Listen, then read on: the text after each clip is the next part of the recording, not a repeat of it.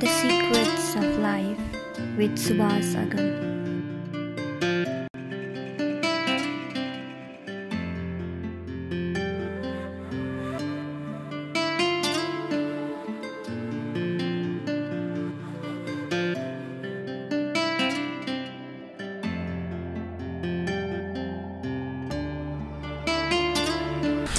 नमस्कार समादरणीय दर्शकवृन्द, स्वधर्म टिभीको प्रस्तुति कार्यक्रम द सिक्रेट्स अफ लाइफमा हजुरहरूलाई स्वागत गर्न चाहन्छु। आजको अङ्क विशेष खालको अङ्क छ। पितृपक्ष सोह्र श्राद्ध हाम्रो वरिपरि भएको यो परिप्रेक्ष्यमा यसको विषयमा धेरै प्रश्नहरू हाम्रो मनस्थितिमा र समाजमा उठिरहेका हुन्छन्। विभिन्न व्यक्तिहरूले श्राद्ध गर्ने नगर्ने, किन गर्ने, यसको वैज्ञानिकता, यसको चाहिँ पौराणिक र शास्त्रीय आधारहरू, यसको विषयमा धेरै प्रश्नहरू उठिरहने हुँदा यसको विषयमा औपचारिक ज्ञान र विशेष शास्त्रकै आधारमा ज्ञान भएको व्यक्तिले बोल्नु वाञ्छनीय हुन्छ। तसर्थ आज हामीले चितवन रत्नगर 13 जयमङ्गलाबाट कृष्णप्रसाद दुवाडीजी हामीसँग जोडिनु भएको छ। उहाँ चाहिँ श्रीराम वैदिक संस्कृत गुरुकुलमका र शङ्कराचार्य आश्रम चितवनका अहिलेका संरक्षक हुनुहुन्छ र पहिलाको अध्यक्ष पनि हुनुहुन्थ्यो र शास्त्रको गहिरो अध्ययन र अन्वेषण गर्नुभएको हुनाले उहाँसँग आज हामीले एकदम औपचारिक ज्ञान प्राप्त गर्नेछौँ। आउनुहोस् उहाँलाई कार्यक्रममा स्वागत गरौँ। कार्यक्रममा स्वागत छ गुरुवर, नमस्कार।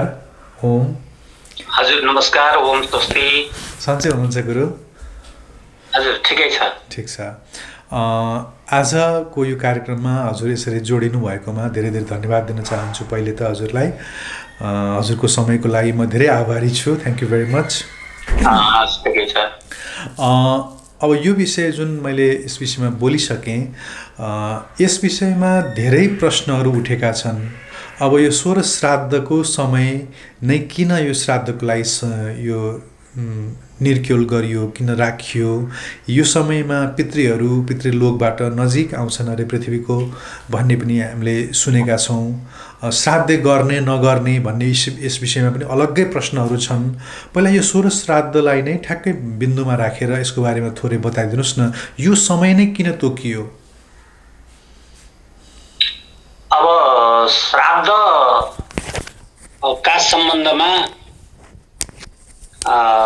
वेदमा हजुर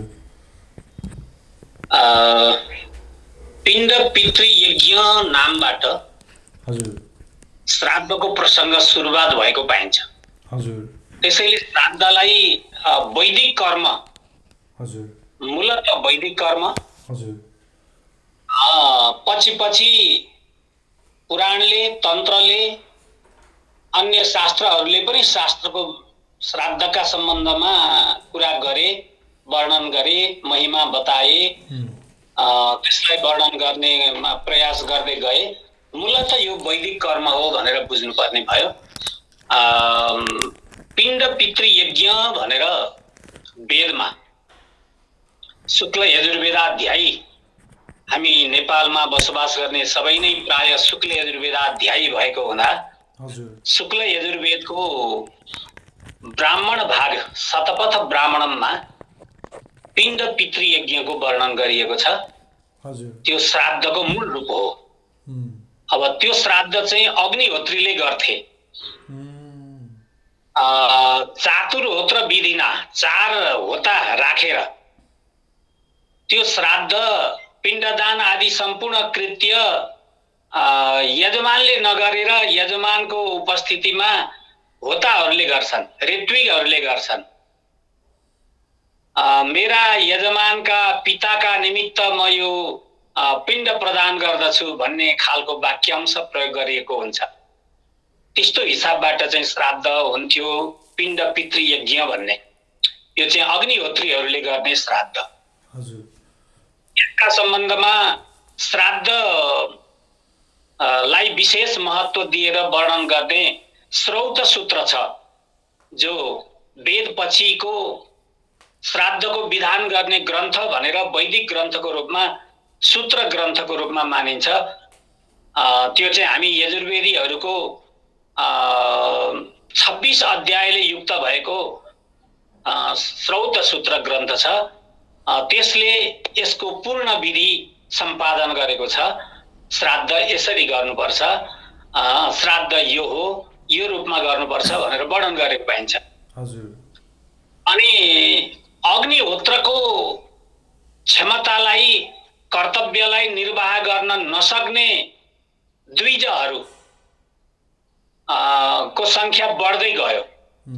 अग्निहोत्रको कार्यलाई निरन्तरता दिन सक्ने, संरक्षण गर्न सक्नेहरूको पहुँच कम हुँदै हुँदै गएपछि अनि स्मार्त सूत्रमा, गृह सूत्र पनि भनिन्छ, त्यहाँभित्र श्राद्धको फेरि परिभाषा गरियो। जसले अग्निहोत्रको सम्पादन गर्न सकेका छैन त्यस्ताले पनि श्राद्ध गर्नुपर्छ, यो विधिले गर्नुपर्छ भनेर पारस्कर गृह सूत्र यजुर्वेदीहरूको गृह सूत्र मानिन्छ। गृह सूत्र भन्नाले गृहस्थ आश्रममा प्रवेश गरेकाहरूले जन्मदेखि मृत्यु पर्यन्तका सम्पूर्ण कृत्यहरू के कसरी गर्नुपर्छ भन्ने विषयको विधि सम्पादन गर्ने विधि शास्त्र हो। यो हरेक वेदको बेग्ला बेग्लै गृह सूत्र हुन्छ, बेग्ला बेग्लै श्रौत सूत्र हुन्छ। त हाम्रो गृह सूत्रको परिशिष्ट अंशको रूपमा कात्यायन, श्राद्ध, कल्प, सूत्र भन्ने 9 कण्डिका भएको पाइन्छ। त्यो 9 कण्डिका भित्र 5 प्रकारको श्राद्धको महिमा बताइएको छ, श्राद्धको विधान बताइएको छ। ती 5 प्रकारका श्राद्ध मध्ये क्षय तिथिमा गरिने श्राद्ध एकोदिष्ट, मृत्यु भएपछि पितृसँग जोड्नका लागि गरिने सपिण्डी श्राद्ध, कुनै विशेष कर्महरू सम्पादन गर्न भन्दा अगाडि गरिने वृद्धिमा गरिने कर्मलाई वृद्धि श्राद्ध, जसलाई आभ्युदयिक श्राद्ध। यसरी अनि काम्यक श्राद्ध, विभिन्न कामना लिएर गरिने श्राद्ध। मलाई पुत्र प्राप्ति होस् भनेर श्राद्ध गरिन्छ, मलाई पुत्री प्राप्ति होस् भनेर गरिन्छ, मेरो व्यवसाय फस्टाओस् भनेर श्राद्ध गरिन्छ, मेरो पशुपालन राम्रो होस् भनेर गरिन्छ। यी आदि विभिन्न प्रयोजनले गरिने श्राद्धको पनि व्यवस्था गृह सूत्रमा, यो श्राद्ध कल्प सूत्रमा गरिएको छ, जसलाई काम्यक श्राद्ध भनिन्छ। यसरी श्राद्धलाई परिभाषा गरेर त्यो 9 कण्डिकाको युक्त भएको जुन श्राद्ध सूत्र हो, श्राद्ध कल्प सूत्र भनिन्छ यसलाई। यसको पहिलो सूत्रमा अपर पक्षे श्राद्धम कुर्वीत भनेर पहिलो कण्डिकाको पहिलो सूत्र, अपर पक्षे श्राद्धम कुर्वीत आदेश हो। वेदमूलक वाक्यहरू आदेशपरक रूपमा हुन्छन्। अपर पक्षमा श्राद्ध गरोस्, अपर पक्ष, पूर्व पक्ष र अपर पक्ष। पूर्व पक्ष भन्नाले पहिलो पक्ष, महिनाको पहिलो पक्ष। अपर पक्ष भन्नाले दोस्रो पक्ष। पहिलो पक्ष भन्नाले उज्यालो पक्ष, अपर पक्ष भन्नाले अँध्यारो पक्ष। जस्तै वर्षमा पनि हाम्रो वैदिक सनातन धर्ममा रहेका जति सिद्धान्तहरू छन् ती सबै यसरी तालमेल जोडिएका हुन्छन्। हामीले वर्ष भन्यौं, वर्ष पनि उत्तरायण दक्षिणायनको मिश्रण हो। हजुर हो। उत्तरायण भनेको देवताको दिन, सुरुवात भयो उत्तरायणबाट। हजुर हो। माघ शुक्ल प्रतिपदाबाट उत्तरायण प्रारम्भ हुन्छ अनि श्रावण शुक्ल प्रतिपदाबाट दक्षिणायन प्रारम्भ हुन्छ। पहिलो पक्ष उज्यालो आयो उत्तरायण, अनि दक्षिणायनलाई अँध्यारो पक्ष मानिन्छ, देवताहरूको रात मानिन्छ त्यसलाई। अनि यस्तै गरी वर्ष 2 अयनको मिश्रण भयो भने महिना पनि 2 पक्षको मिश्रण हुन्छ। पहिला पूर्व पक्ष जसलाई शुक्ल पक्ष भनिन्छ अनि अपर पक्ष जसलाई कृष्ण पक्ष भनिन्छ। त्यो पनि पहिला उज्यालो पक्ष अनि अँध्यारो पक्ष दुईटा मिश्रण भएर महिना बनेको छ। अनि गएर तिथि आउँछ, तिथि पनि दुईटा पक्ष मिलेको हुन्छ। अहोरात्र भन्छ वेदमा तिथिलाई। अहोरात्र, अह भनेको दिन, रात्र भनेको रात। अब यो दुईटा मिलेपछि एउटा पूर्ण तिथि मानिन्छ। यो वेदको पक्ष रह्यो, वेदको गणित रह्यो, वेदको परिभाषा भित्रको कुरो मैले गरेँ। हजुर हजुर। यदि संसारमा समाजमा वेदको पक्षमा मात्रै श्रद्धा गरेर अटेर बसेको समाज संस्कृति परम्परा छैन। वेदभन्दा बाहिर अर्कै निकास लिएर हिँड्ने समाज संस्कृति परम्परा छ। ती सबै कुराहरू पनि छन्। त्यसले हाम्रो पूर्वीय दर्शनलाई केलाउन खोज्दा, धर्म दर्शनलाई केलाउन खोज्दा अहिले हामीले वर्तमान अवस्थाका सङ्घ संस्था छोडेर कुरा गर्ने हो भने, पौराणिक कालसम्म आएका कुराहरूलाई लिएर कुरा गर्ने हो भने हाम्रो धर्म 11 प्रकारको छ। 11 थरीमा विभाजित छ। ए हो र? हजुर।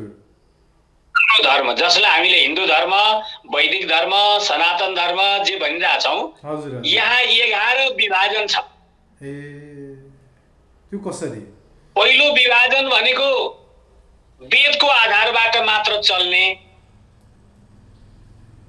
मन्त्र, ब्राह्मण, श्रौत सूत्र, गृह सूत्र, धर्म सूत्र, शुल्व सूत्र, यी जुन हाम्रा वैदिक ग्रन्थहरू हुन्, यिनीहरूले देखाएको निर्देशनमा मात्र चल्ने। त्यसलाई वैदिक धर्म, वैदिक सनातन वर्णाश्रम धर्म जुन भनिन्छ, यसको पुरा जुन नाम हो, त्यो नामको पूर्ण रूप भनेको चाहिँ वेदसँग सम्बन्धित हुन्छ। वेदका 1180 शाखा थिए। वर्तमानमा 12-15 वटा शाखा, कोही टुटे फुटेका, कोही पूर्ण रूपमा त्यस्ता शाखा पाइन्छन्। हामी शुक्ल यजुर्वेदीहरूको 15 वटा शाखामा अहिले 2टा पाइन्छ। 2टामा पनि नेपालमा एउटा मात्रै शाखा चलेको छ। एउटा शाखा भारतमा 2टै शाखा चलेको छ, काण्ड शाखा भन्ने र माध्यान्दिन शाखा भन्ने। हाम्रो नेपालमा चाहिँ माध्यान्दिनीय शाखा चलेको छ।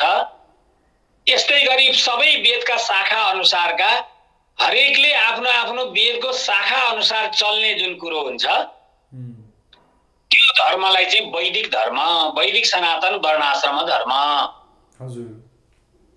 अब यसपछि गएर योबाट अर्को एउटा स्रोत निस्कियो। त्यो स्रोतलाई भनिन्छ आगम धर्म, आगम शास्त्र। निगम शास्त्रलाई वेद भनिन्छ। अनि आगम निस्कियो। आगमभित्र प्रमुख आगम 5 वटा मानिन्छन्।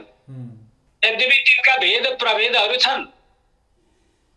5 वटा आगम मानिन्छन्। 5 वटा आगम शास्त्र उत्पत्ति भयो। तिनीहरू ले निगमलाई मान्नै पर्छ भन्ने कुरा भएन। कोही आगम निगमसँग उदारवादी पनि हुन्छन्, कोही आगम निगमलाई सरोकारै नराख्ने पनि हुन्छन्। यस्ता हिसाबबाट आगम धर्म रह्यो 5 वटा। अब आगम धर्म बाध्यतावश कुनै समूहलाई विकल्पको रूपमा, धार्मिक पन्थको रूपमा भगवान विष्णुले, शिवले बाटो देखाइदिनु भएको हो भन्ने मान्यता वेदव्यासका वाक्यमा, पुराणहरूबाट पाइन्छ। आगम धर्म केही त्यस्ता व्यक्ति विशेषलाई विकल्प चाहियो, वेदको बाटोबाट हिँड्न नसक्ने अवस्था उनीहरूमा आयो, हिँड्न नमिल्ने भयो। भएपछि उनीहरूको लागि अर्को विकल्प शास्त्र चाहिएको हुनाले कुनै कल्पमा भगवान विष्णुले, कुनै कल्पमा भगवान शिवले आगम शास्त्रको उपदेश गर्नुभयो। र ती आगमवादीहरू आगम शास्त्रको आधारमा आफ्ना संस्कार कर्म कर्तव्यहरू गर्छन्। त ती आगमहरू 5 वटा भए, शैव, वैष्णव, शाक्त, सौर, गाणपत। यी चाहिँ आगम शास्त्र जन्मियो। अब निगम हुँदा हुँदै आगम जन्मियो। जो निगममा हिँड्न सक्दैन थियो उसको लागि आगम शास्त्र जन्मियो। देवी भागवतको सप्तम स्कन्धको 39औं अध्यायमा त्यहाँ 2-4 अध्यायकै बीचमा यो प्रसङ्गको चर्चा आएको छ कि दक्ष, भृगु, दधिची, गौतम जस्ता ऋषिहरूको नजरमा वेदोक्त आचार संहितालाई उल्लङ्घन गरी मनमाना काम गरेका केही विद्वान ब्राह्मणहरूलाई श्राप पर्यो। त्यो श्राप परेकाहरूले वेदोक्त कर्म गर्न नपाउने, यदि वेदको पुस्तक समाएमा आफ्नो टाउको नै भएमा झर्ने श्राप पर्यो। वैदिक मार्गमा हिँड्न नमिल्ने श्राप परेपछि उनीहरूले आशुतोष भगवान शिवको आराधना गरे, तपस्या गरे, शिवलाई खुसी तुल्याए। खुसी भएका शिवले तिमीहरूको के इच्छा छ भन्दा हामी सङ्कटमा पर्यौं, वर्तमान समयमा वैदिक धर्म र म्लेच्छ यो 2 समूह बाहेक अर्को तेस्रो पक्ष छैन। हामी वैदिक हुन पाएनौं, म्लेच्छ हुन मन लागेन। अब हाम्रो गति के होला, हाम्रो मार्ग के होला प्रभु, हामी यसैका लागि हजुरको शरणमा छौं भनेर तिनीहरूले प्रार्थना गरेपछि भगवान शिवका पञ्चवक्त्र ताण्डव नृत्य गर्दै, डम्मरू बजाउँदै 5 वटै मुखबाट आगम शास्त्रको उपदेश गर्नुभयो। श्रोतावर्ग पनि 5 प्रकारका रहेछन्, 5 जना रहेछन् र ती 5 जनाले जसले जुन मुखबाट जे सुन्यो त्यो उपदेश उसको लागि भयो। अब भगवान शिवजीले एकैचोटि बोल्नुभयो, तर 5 वटा मुखबाट बोल्दा 5 वटा बेग्लै बेग्लै कुरा बोल्नुभयो। अब श्रोता मध्ये श्रोताले 5 वटा कुरा सुनेन, एउटा मात्रै कुरा सुन्यो, आफ्नो लागि सुन्यो।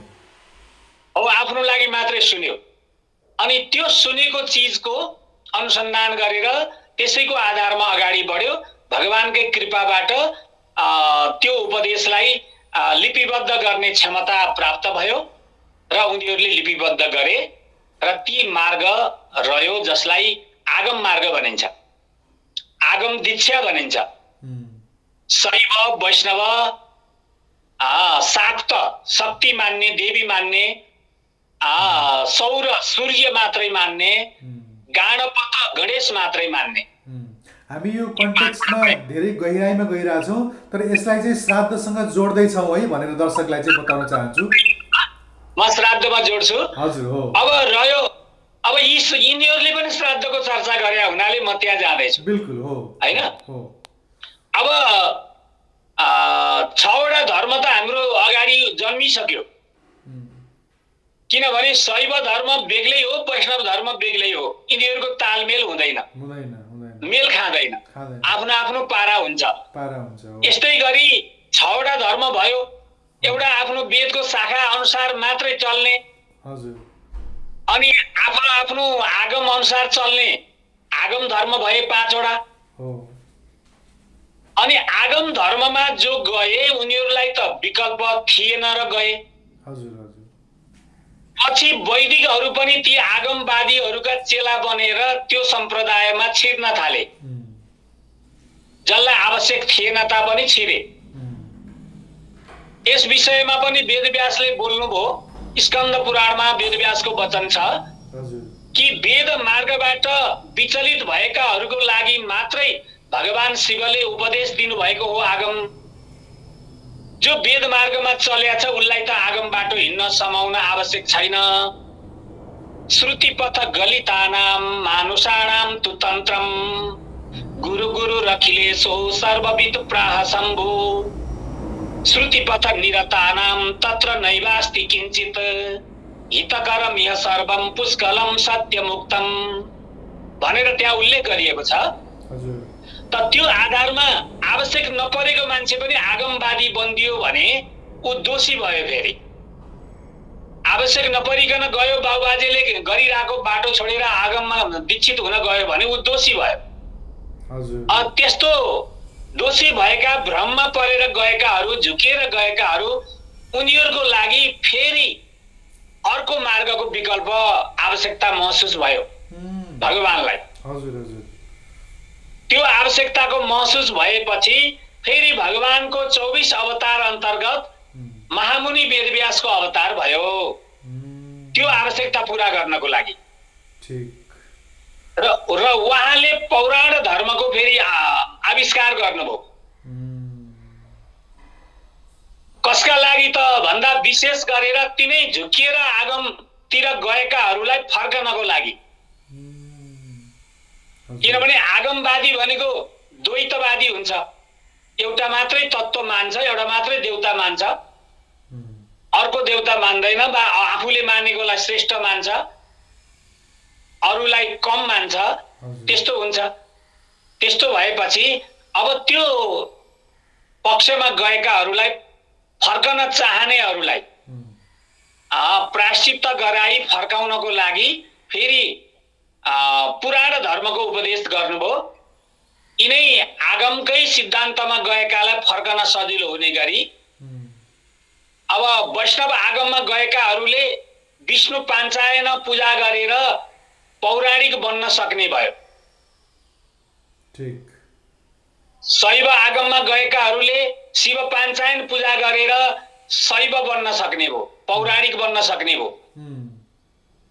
अब देवी पाञ्चायन पूजा गरेर तान्त्रिकहरू के अरे शाक्तहरू चाहिँ पौराणिक बन्न सक्ने भए। सूर्य पाञ्चायन पूजा गरेर सौरहरू पौराणिक बन्न सक्ने भए। गणेश पाञ्चायन पूजा गरेर फेरि पौराणिक बन्न सक्ने भए गाणपतहरू। यस्तो हिसाबबाट 5 वटा फेरि पौराण धर्म आयो।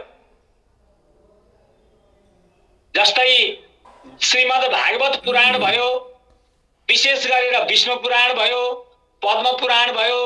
यी पुराणहरूमा वैष्णव आगममा गएकाहरूलाई फर्काउनको लागि गरिएको वर्णन छ। त्यहाँभित्र पनि प्रशस्त श्राद्धको वर्णन छ। अब शिव पुराण भयो, लिङ्ग पुराण भयो, स्कन्द पुराणको पहिलो खण्ड, माहेश्वर खण्ड भयो। यस्ता यस्ता खण्डहरूमा चाहिँ शैव भएका आगमवादीहरूलाई पौराणिक बनाउनको लागि उपदेश दिने उद्देश्यले तयार गरिएको छ। त्यहाँभित्रको श्राद्धको विधि अर्कै छ।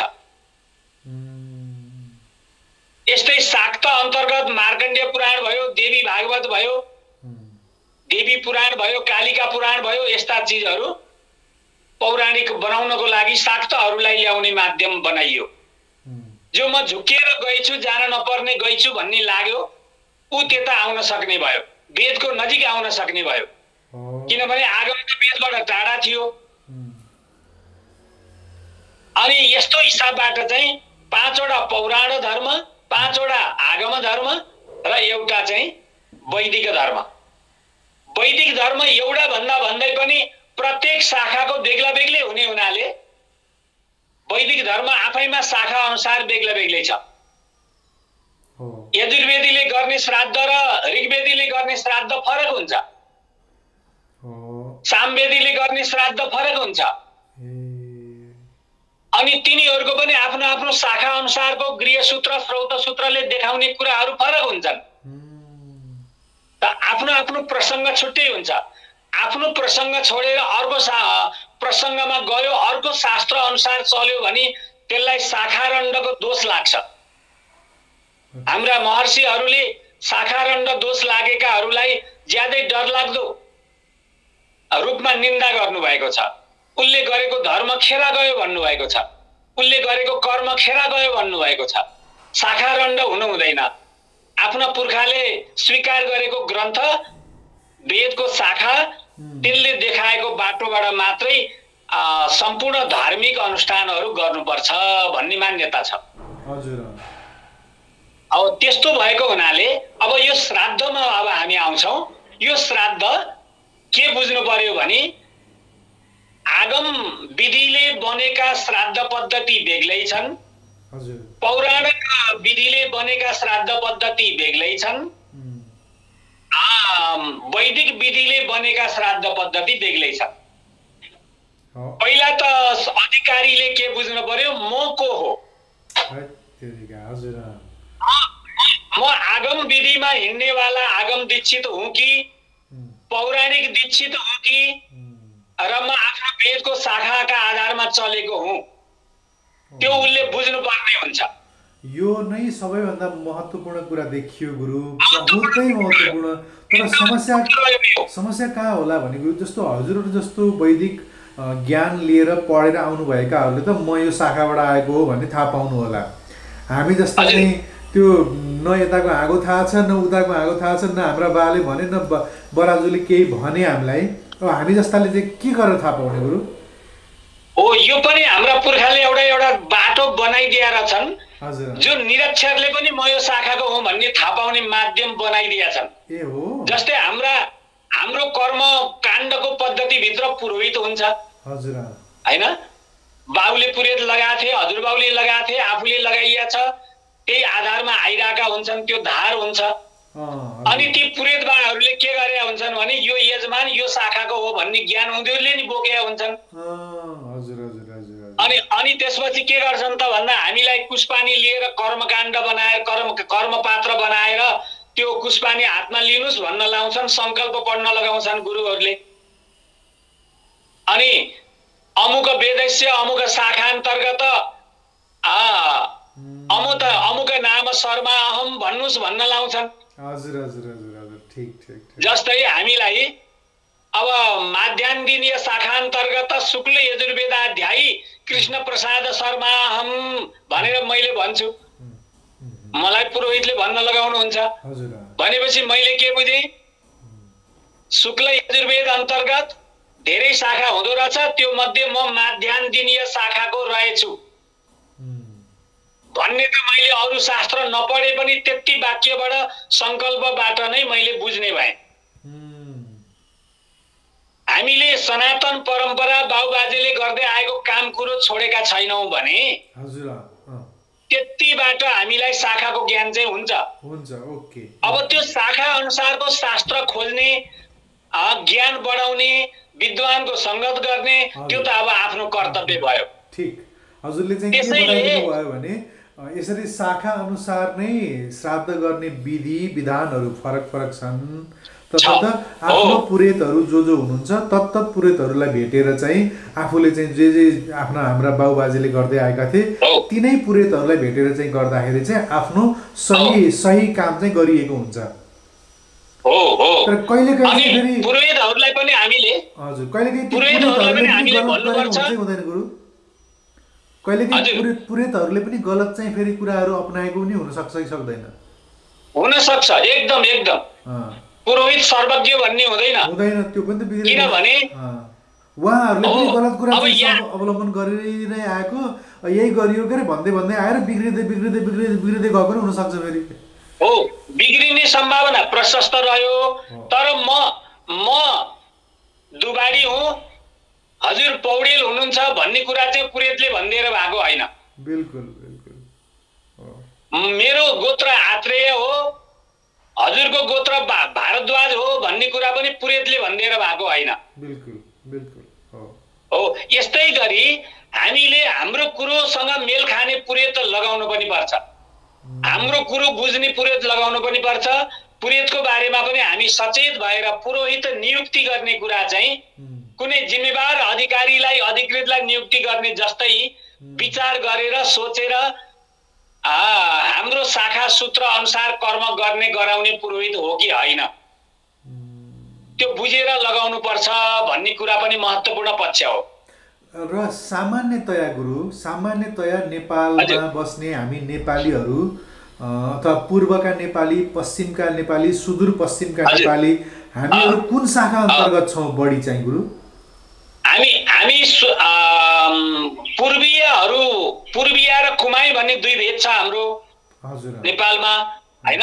यो दुई भेद मध्ये अधिकांश कुमाई र पूर्वीय चाहिँ शुक्ल यजुर्वेदको माध्यान्दिनीय शाखा सँग सम्बद्ध छौँ हामी। शुक्ल यजुर्वेदको 15वटा शाखा मध्ये एउटा शाखा हो माध्यान्दिनीय शाखा। माध्यान्दिनीय वाजसनेयी शुक्ल यजुर्वेद संहिता भन्छ त्यसलाई। हजुर। यो शाखासँग सम्बद्ध छौँ हामी सबै धेरै जसो। ओके। अब केही अपवादमा केही कुमाईहरू कुमाई ब्राह्मणहरू जो चाहिँ त्रिपाठीहरू मैले मेरो सम्पर्कमा भएका केही त्रिपाठीहरू हामी सामवेदी हौँ, हाम्रो शाखा कौथुमा शाखा हो भनेर उहाँहरूले भनेको र उहाँहरूसँग सम्बद्ध ग्रन्थहरू पनि मैले देखेको छु। Okay okay. उहाँहरूको चाहिँ हाम्रो चाहिँ पारस्कर गृहसूत्र हुन्छ, जन्मदेखि मृत्यु पर्यन्तको संस्कार गराउने ग्रन्थ, श्राद्ध पनि त्यही भित्र पर्छ भने उहाँहरूको चाहिँ गोभिल गृहसूत्र भन्ने हुँदो रहेछ। त यस्तो हिसाबबाट हजुर हामी नेपालीमा चाहिँ माध्यान्दिनीय वाजसनेयी शुक्ल यजुर्वेद शाखा। ठिक छ। मैले एउटा कुरा के देखेको भने जस्तो जति पनि नेपालमा इभन भारतकै पनि गुरुकुलमहरूमा जुन हामी पढ्न जान्छौँ संस्कृत पढ्नेहरू अधिकांश तहले पढ्ने भनेकै शुक्ल यजुर्वेद अन्तर्गतको चाहिँ कर्मकाण्ड पढिन्छ भन्ने कुरा पनि देखेँ मैले होइन। त्यो बाहेकको अरू चाहिँ वेदतिर त्यति साह्रो नगएको, अब कोही पछि गएर डिग्रीमा शास्त्री गर्ने बेलामा के भन्छ शास्त्री आचार्य गर्ने बेलामा चाहिँ बल्ल उसले चाहिँ अब चुज गरेर म सामवेदतिर जान्छु भन्यो भने अर्को कुरो हो अध्ययन गर्ने क्रममा। तर सामान्यतया चाहिँ गुरुकुलममा चाहिँ शुक्ल यजुर्वेद अन्तर्गतै बढी पढाइएको पाइयो होइन गुरु? त्यो त एक नम्बर हो, तर यहाँ बीचमा केही विकृति आयो। हजुर। कस्तो विकृति आयो भने अघि मैले बताए अनुसारको ग्रन्थ, हाम्रा सूत्र ग्रन्थहरूको अर्वाचीन कालमा केही व्याख्याताहरूले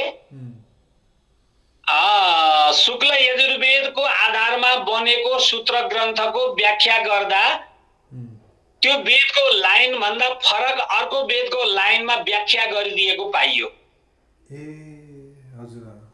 त्यो व्याख्या गरिदिएको आधारमा भ्रम सृजना भयो।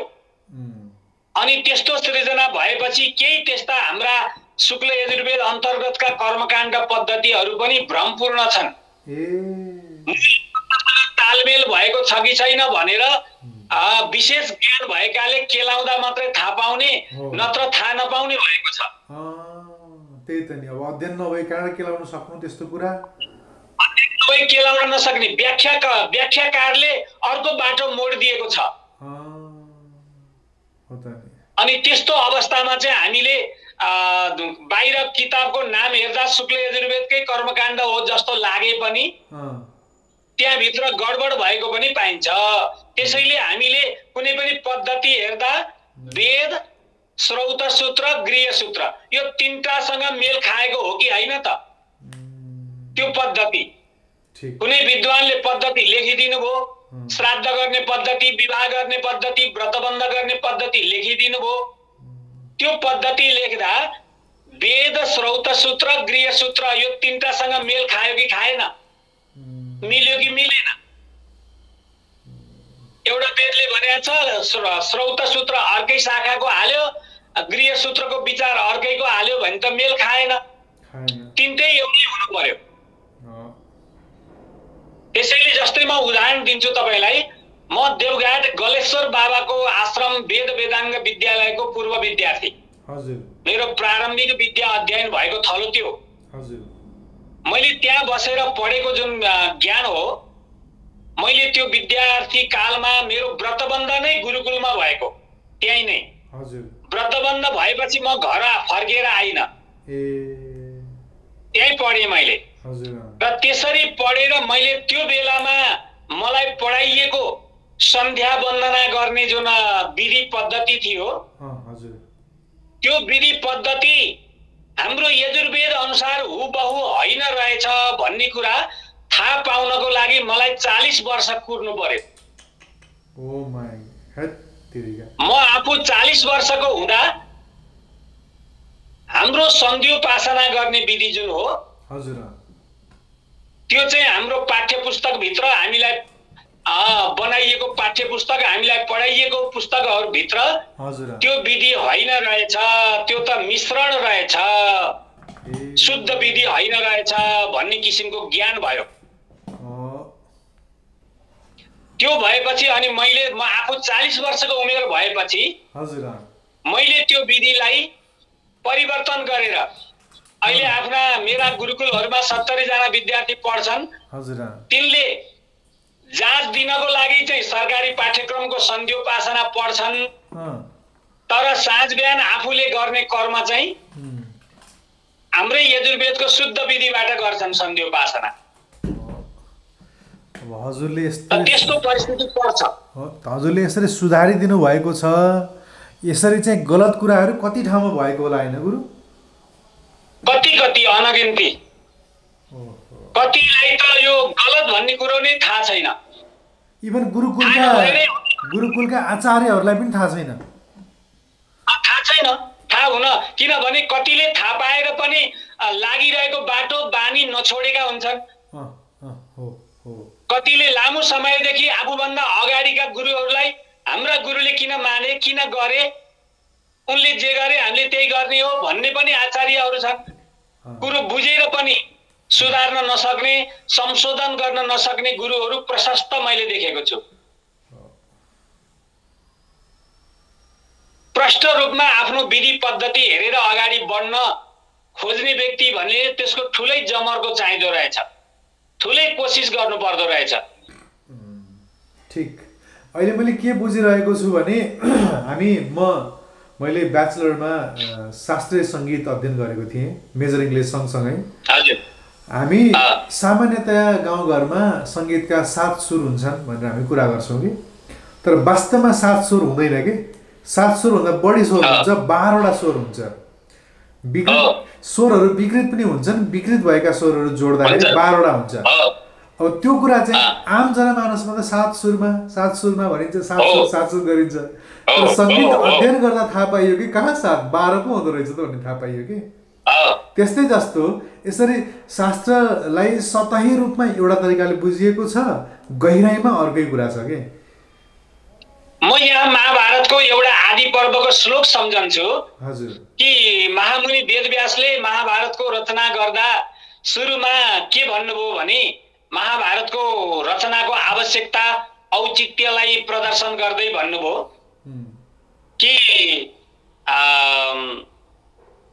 इतिहास पुराणाभ्याम वेदम समुपब्रह्मणम विभेद्यापश्रुताद वेदो मामयम प्रहरिष्यति। यो के भन्नुभयो भने मैले इतिहास र पुराणको माध्यमबाट वेदलाई विस्तार गरेँ, व्याख्या गरेँ। इतिहास र पुराण वेदको व्याख्या हो। वेदको व्याख्याको रूपमा मैले इतिहास र पुराण रचना गरेँ। तर जसले वेद बुझेको छैन राम्रोसँग, त्यसले इतिहास पुराणको व्याख्या गर्न थाल्यो भने त्योदेखि स्वयं वेद भगवान पनि डराउनुहुन्छ। स्वयं भगवान डराउनुहुन्छ त्योदेखि, किनभने त्यसले के गर्छ, अर्थको अनर्थ गर्छ। अल्पश्रुतात वेदो विभेति। जो अल्पश्रुत छ, थोरै बुझेको छ जसले, त्योदेखि स्वयं भगवान पनि डराउनुहुन्छ। हाम्रो वैदिक परम्परामा वेदलाई ग्रन्थ मानिँदैन, भगवान मानिन्छ।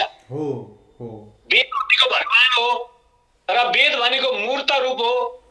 याज्ञवल्क ऋषिलाई गुरुको श्राप पर्दा सल्बल आउँदा मूर्तिमान वेदका ऋचाहरू उहाँको शरीरबाट मुखबाट तल उल्टी गरेछ र भैमा झरे। सल्बल आउँदा मूर्तिमान चलिरहेका चाहिँ वेदका ऋचा कण्डिका। अनि कुरुका अरू चेलाहरूले तित्रो बनेर त्यो सल्बल आउँदा वेदका ऋचाहरूलाई कण्डिकाहरूलाई टप टप टिपे भनिन्छ। त्यसपछि तैत्तिरीय शाखा बन्यो कृष्ण यजुर्वेदमा भनिन्छ। त्यस्तो छ त। वेद भनेको साक्षात भगवान हो भने भगवान पनि डराउनु भयो कोदेखि भन्दा मूर्खदेखि। हाम्रो नेपाली उखान छ नि, मूर्खदेखि दैव डरायो भन्ने। किनभने अब वेदको व्याख्या पुराण महाभारत हो, पुराण र महाभारतको व्याख्या गर्न बस्यो, वेदै थाहा छैन, वेद थाहा छैन, वेदको शाखा थाहा छैन, वेदका सूत्रहरू थाहा छैन, तर पुराण भन्न व्यासाचार्य बनेर बस्यो भने त्यसले के भन्ला? आजको समयमा त यही नै समस्या छ। धेरै कथावाचकहरू हुनुहुन्छ, चर्को समस्या। तपाईको जस्तै भागवतको 6औं कन्दमा एउटै कुरोले टुङ्ग्याइदियो, वेद प्रणिहितो धर्मो ह्यधर्मो तद् विपर्यय। वेदले जे विधान गर्यो त्यो धर्म हो, जे वेदले गर्न हुँदैन भन्यो त्यो अधर्म हो भनिदियो। अब पुराण भन्ने पण्डितलाई वेदको अर्थै थाहा छैन, वेद बुझेकै छैन भने अब उसले त्यसको कसरी व्याख्या गर्ने, कसरी बुझाउने? समस्या त पर्यो। श्राद्धको बारेमा वेदले के भनेको छ उसले त भागवत भनेर त बुझाउन सक्दैन, उसले त वेद बुझ्या हुनु पर्यो। अब हाम्रो श्राद्ध सूत्रमा पितृपिण्ड यज्ञवत सर्वम भनेर त्यो अन्तिममा सूत्रमा भनिदिया हुन्छ कि वेदको पिण्ड पितृ यज्ञमा जसरी श्राद्धको कुरो बताइया छ त्यस्तै विधि यहाँ पनि अवलम्बन गर है। तिमी यद्यपि अग्निहोत्री हैनौ, तिमीले आगो बचाउन सकेका छैनौ, तर पनि तिमीले श्राद्ध गर्दा अग्निहोत्रीले गरे जस्तै यहाँ पनि प्रयोग गर भनेर उपदेश दिएको पाइन्छ। त्यस आधारमा त समस्या छ। श्राद्ध कर्ताले सबभन्दा पहिला श्राद्धको जो अधिकारी छ उसले आफूलाई बुझ्नु पर्यो म कुन विधिबाट श्राद्ध गर्ने अधिकारी हो भनेर। म आगम दीक्षा लिएको हो भने आगम आधारमा, पौराणिक दीक्षा लिएको हो भने पौराणिक पद्धतिको आधारमा श्राद्ध गर्ने व्यक्ति म हो, र म वेदोक्त विधिमा छु भने म आफ्नो वेदको शाखाको श्राद्ध कल्प सूत्रको आधारमा श्राद्ध गर्ने व्यक्ति हुँ। मैले गर्ने श्राद्धको पद्धति त्यो कल्प सूत्र अनुसार छ कि छैन बुझेर किन्नु पर्यो, विद्वानसँग पुरोहितसँग पनि बुझेरै भन्नु पर्यो। अब गुरु, अब यसलाई चाहिँ अब अलिकति संश्लेषण गर्दै गर्दै अलिकति चाहिँ अब साँगुरो गर्दै जाउँ। अब किनभने भनेको कुरा चाहिँ अत्यन्तै उच्च अवस्थाबाट चाहिँ त्यसलाई सङ्घाल्दै ल्याउनु भयो। बहुत गहिरो कुरा रहेछ भन्ने कुरा पनि बुझाइदिनु भयो। यत्तिकै ल के गर्ने भनेर चाहिँ ल यो गर्ने भनेर भन्न मिल्ने अवस्था छैन भन्ने कुरा प्रस्ताइदिनु भयो हजुरले, एकदम त्यो प्रस्ताइदिनु भयो। तथापि नेपाल देशमा बसोबास गर्ने मान्छेहरूको क्याटेगोराइज गरेर हेर्दाखेरि हजुरले चाहिँ एक खालका कुमाईहरू, अर्को खालको चाहिँ बढी त कुमाई नै भएको देखियो, किनकि कुमाऊ गढवालदेखि नै नेपाल प्रवेश गरेर आएर बसोबास गरेका अधिकांश हामी तराईका आदिवासी बाहेक अरू र किराँतहरू भिल्लहरू चाहिँ जो यहाँका आदिवासीहरू हुनुहुन्थ्यो उहाँहरू बाहेक जो हामी चाहिँ कोही जति पनि कुमाऊ गढवालदेखि छिर्यौँ नेपालमा हामी नै बढी चाहिँ हिन्दू सनातन धर्मीहरू भएको कारणले, हालाकि तराईका थारू आदिवासीहरूको आफ्नै खालको परम्परा छ, उहाँहरूको बारेमा अहिले व्याख्या नगरौँ। मूलतः हामी जो कुमाईहरू छौँ हाम्रो कुरा हेर्दा हामी शुक्ल यजुर्वेदी भन्न अलिअलि मिल्ने देखियो। धेरै कुमाई शुक्ल यजुर्वेदी, थोरै कुमाई सामवेदी। अब त्यसो भए धेरै भएको कारणले शुक्ल यजुर्वेद अन्तर्गतकै कुरामा जाम न त त्यसो भए गुरु। हो, एकदम हो, हामी शुक्ल यजुर्वेद अन्तर्गतकै कुरामा जाम। अब कुरा के आयो भने अब एकदम मोटा कुरा। अब श्राद्ध कालमा आउँछु म, श्राद्ध कालमा आउँछु। तपाईको सुरुको प्रश्न थियो हैन, अहिलेको बेला चाहिँ श्राद्ध गर्ने कुरो किन आयो, कसरी आयो, के आधारमा आयो भन्ने कुरा। अब हाम्रो वेदमा पिण्ड पितृ यज्ञ मैले जुन भने त्यहाँ एउटा आख्यायिका छ। सृष्टिकर्ता विधातासँग देवताहरूले तपस्या गरे, वरदान मागे, आफ्नो जीविका मागे। पितृहरूले तपस्या गरे, आफ्नो जीविका मागे। मनुष्यहरूले तपस्या गरे, आफ्नो जीविका मागे। पशुहरूले पनि आफ्नो किसिमको चाहिँ जीविका मागे भनेर भन्छ त्यहाँ वेदमा आख्यायिका। त्यो आख्यायिकाभित्र पितृहरूले तपस्या गरेपछि खुसी भएका परमात्माले, सृष्टिकर्ता विधाताले मासी मासी वह आसनम, तिमीहरूले महिनामा एकपटक खानु भनेर वृत्ति दिनुभयो पितृहरूलाई। हजुर, महिनामा एकपटक खानु, मासी मासी वह आसनम, तिमीहरूको भोजन महिनामा एकपटक हुन्छ, महिनै पछि तिमीहरूले भोजन गर्नुपर्छ, महिनामा एक पटक पाउँछौ तिमीहरूले। मनुष्यलाई 2 पटक भोजन भन्नुभएको छ। यो दिउँसोको खाजा अनौपचारिक हो। त्यसैले दिउँसो मनुष्यले अन्न खायो भने त्यहाँ आफो सानो औषधि हाल्न पर्दैन, हाल्दैनन्, लुकेर खाएको विधाताबाट लुकेर खाएको। त्यो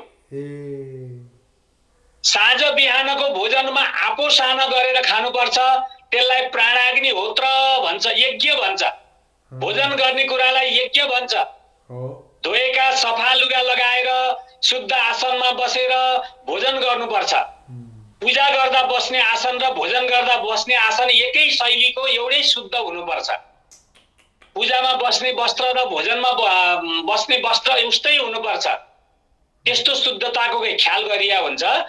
त त्यो भोजन दिउँसो खाजा खाएको लुकेर खाएको, त्यसमा आपोसाना गरिँदैन। अनि पितृहरूलाई चाहिँ मासी मासी बह असनम भन्नुभयो। महिनामा तिमीहरूले भोजन गर्नेछौ एकपटक भोजन गरेपछि महिना दिनलाई तिमीहरूलाई पुग्नेछ भनेर पितृहरूलाई वरदान दिनुभयो। त्यो नै श्राद्धको मूल हो, बीज हो। हामीले किन श्राद्ध गर्न पर्यो भनेको सृष्टिकर्ता विधाताले पितृहरूलाई महिनामा एकपटक खान पाउने छौ भन्नुभयो हुनाले र अपर पक्षे श्राद्धम कुर्यात भनेर परमात्माले हामीलाई आदेश दिएको हुनाले हामीलाई आदेश किन दिनुभयो? पहिला पितृलाई चाहिँ भोजन महिनामा एकपटक खान पाउने छौ भनिसक्नु भएको छ, वरदान दिइसक्नु भएको छ। त्यो भने हुनाले हामीलाई परमात्माले आदेश पनि दिनुभयो वेद मार्फत। र महिनामा 2टा पक्ष हुन्छ, पूर्व पक्ष र अपर पक्ष। पूर्व पक्षमा होइन, अपर पक्षमा चाहिँ श्राद्ध गर्नुपर्छ। अपर पक्षमा श्राद्ध गर्नुपर्छ। अब वेदमा के भनिया छ भन्नुहोला भने जहाँ चन्द्रमाको कला क्षीण हुन्छ, त्यो पूर्ण क्षीण भएको कला क्षीण भएको बेलामा पितृहरूले भोजन प्राप्त गरेका हुन्छन्, पितृहरूले खाएका हुन्छन्। त्यो चन्द्र कलालाई नै पितृले भोजन गरेका हुन्छन्। त्यही भएर चन्द्रमा सकियो, त्यो सकियो। त्यो बेलामा हामीले श्राद्ध गर्न परेको त्यही बेला पारेको। किनकि खानेकुरा अपर पक्षमा श्राद्ध गर्नुपर्ने। किनकि वेदमा के भनिया छ, यो अपक्षीयते स पितरः, चन्द्रमाको जुन क्षय भएको अवस्था हो त्यो पितृहरूको भोग हो। जब चन्द्रमामा कला भरिँदै जान्छ देवताहरू तृप्त हुन्छन्। देवता मात्र तृप्ति हुँदैनन्, मनुष्य पनि तृप्ति हुन्छन्। जब चन्द्रमामा कला भरिँदै जान्छ वनस्पतिहरू, अन्नपातहरू, जडीबुटीहरू पुष्ट हुन्छन्, देवताहरू तृप्त हुन्छन्। जब चन्द्रमाको कला क्षय हुन्छ पितृहरू तृप्त हुन्छन्। त्यस्तै मौका पारेर श्राद्ध गर्न परेको, अपर पक्षमा श्राद्ध गर्न परेको। त महिनामा एकपटक पितृलाई भोजन गराउने विधि श्राद्धको मूल कुरो हो। र त्यो विधिको आधारमा हरेक महिनाको 12वटा औँसी चाहिँ वेदोक्त विधिको आधारमा श्राद्ध गर्ने काल हो। अहिले पनि पात्रोमा औँसीको दिनलाई दर्श श्राद्धम भनेर लेख्या हुन्छ। यद्यपि गर्ने मान्छे माइनस पोइन्ट अझ 1-2 पनि नहोलान् हैन। हरेक औँसीमा 12वटा औँसीमा श्राद्ध गर्ने मान्छे खोजेर नपाइएलान् अहिले। तर पनि हाम्रो पञ्चाङ्ग निर्णायक समितिले अथवा अरू वैदिक पात्रहरूले त्यो दिनलाई दर्श श्राद्धम चाहिँ लेखिरहेछ। क्यालेन्डरहरूले पनि दर्श श्राद्धम भनिरहेछ 12 महिनाको औँसीमा। मुख्य श्राद्ध काल चाहिँ त्यो हो। ठीक। अझ के भनिएको छ भने यो अपर पक्ष चाहिँ 15 दिन श्राद्ध गर्ने पक्ष हो। कृष्ण पक्ष चाहिँ 15 दिन श्राद्ध गर्ने पक्ष हो। समर्थले 15 दिन गरोस्, असमर्थले 1 दिन गरोस्। 1 दिन गर्न पर्ने रहेछ भने ऊर्ध्म वा चतुर्थ्या, चौथीदेखि उता पञ्चमीबाट उता गरोस्। 1 दिन गर्नेले पञ्चमीमा गरोस्, द्वादशीमा गरोस्, त्रयोदशीमा गरोस्, औँसीमा गरोस्। यस्ता पक्ष छानोस्, तिथि छानोस्। सक्दै नसक्नेले 1 दिन गर्नेले त्यसरी छानेर गरोस्। सक्ने हो भने पहिलो पक्ष त यो अपर पक्ष भरि श्राद्ध गरोस् पितृका लागि भनिएको छ। यो अपर पक्ष भनेको 12 वटा महिनाको कृष्ण पक्षमा श्राद्ध गरोस् भने हो मूल पक्ष। अब बिस्तारै बिस्तारै स्मृतिकारहरूले जगत अनुसार व्यवहार अनुसारको चाहिँ धार्मिक उपदेश दिँदै आए। मनुस्मृतिमा आइपुगेपछि हामीले के पाउँछौँ भने वेदले बताएको विधिले हेमन्त, ग्रीष्म, वर्षा ऋतुमा आइपर्ने अपर पक्षमा श्राद्ध गरोस् भनेर आदेश दियो। मनुस्मृतिमा यो पाइन्छ। अब हेमन्त ऋतुमा पर्ने 2टा अपर पक्ष, ग्रीष्म ऋतुमा पर्ने 2टा अपर पक्ष, वर्षा ऋतुमा पर्ने 2टा अपर पक्ष। अब भनेको 12 वटा अपर पक्ष हुन्थ्यो भने 6 वटामा झर्यो। अब यो भन्दा पछि पुराण काल आएपछि तपाईको चाहिँ कन्या, कुम्भ, वृष यी राशिभित्र पर्ने अपर पक्षमा श्राद्ध गरियोस् भनेर मत्स्य पुराणमा यो विषय उल्लेख गरेको पाइन्छ। अनेन विधिना श्राद्धम त्रिरब्धस्येह निर्वपेत। वर्षमा 3 पटक गरोस् भनेर आयो। वर्षमा 12 पटक गरोस् भनेको कुरामा 3 पटकमा ल्यायो। हजुर। मनुले 6 पटकमा झारेका थिए, पुराणले के गर्यो 3 पटकमा झार्यो। हजुर। अब त्यहाँबाट पनि अझ अगाडि बढेर अहिले हामी 1 पटकमा आइपुगेका छौँ। हामी अहिले आश्विन कृष्ण पक्ष, वास्तवमा यसलाई यो भाद्र कृष्ण पक्ष हो किनभने अस्तिको पूर्णिमा भाद्र शुक्ल पूर्णिमा हो। भाद्र शुक्ल पूर्णिमा पछि आउने भनेको भाद्र कृष्ण पक्ष हो किनकि वेदले पहिलो पूर्व पक्ष पछि अपर पक्ष भन्छ। त त्यही भाद्र कृष्ण पक्षलाई यो ज्योतिषीय प्रविधि 2 प्रकारको धारमा बगेको हुनाले पूर्णिमान्त मास र अमान्त मास मान्ने 2टा शैली छ। पूर्णिमान्त मासको आधारमा हेर्दा यो आश्विन कृष्ण पक्ष भयो। अमान्त मास हेर्ने हो भने यो भाद्र कृष्ण पक्ष हो। यसलाई भाद्रपदा अपर पक्ष भन्छन्। महिना सकिने मान्नेहरूले जसले पूर्णिमामा महिना सकिने मान्यो उसले चाहिँ के गर्यो अस्ति पूर्णिमामा महिना सकियो भनेर यसलाई अब आश्विन मान्यो।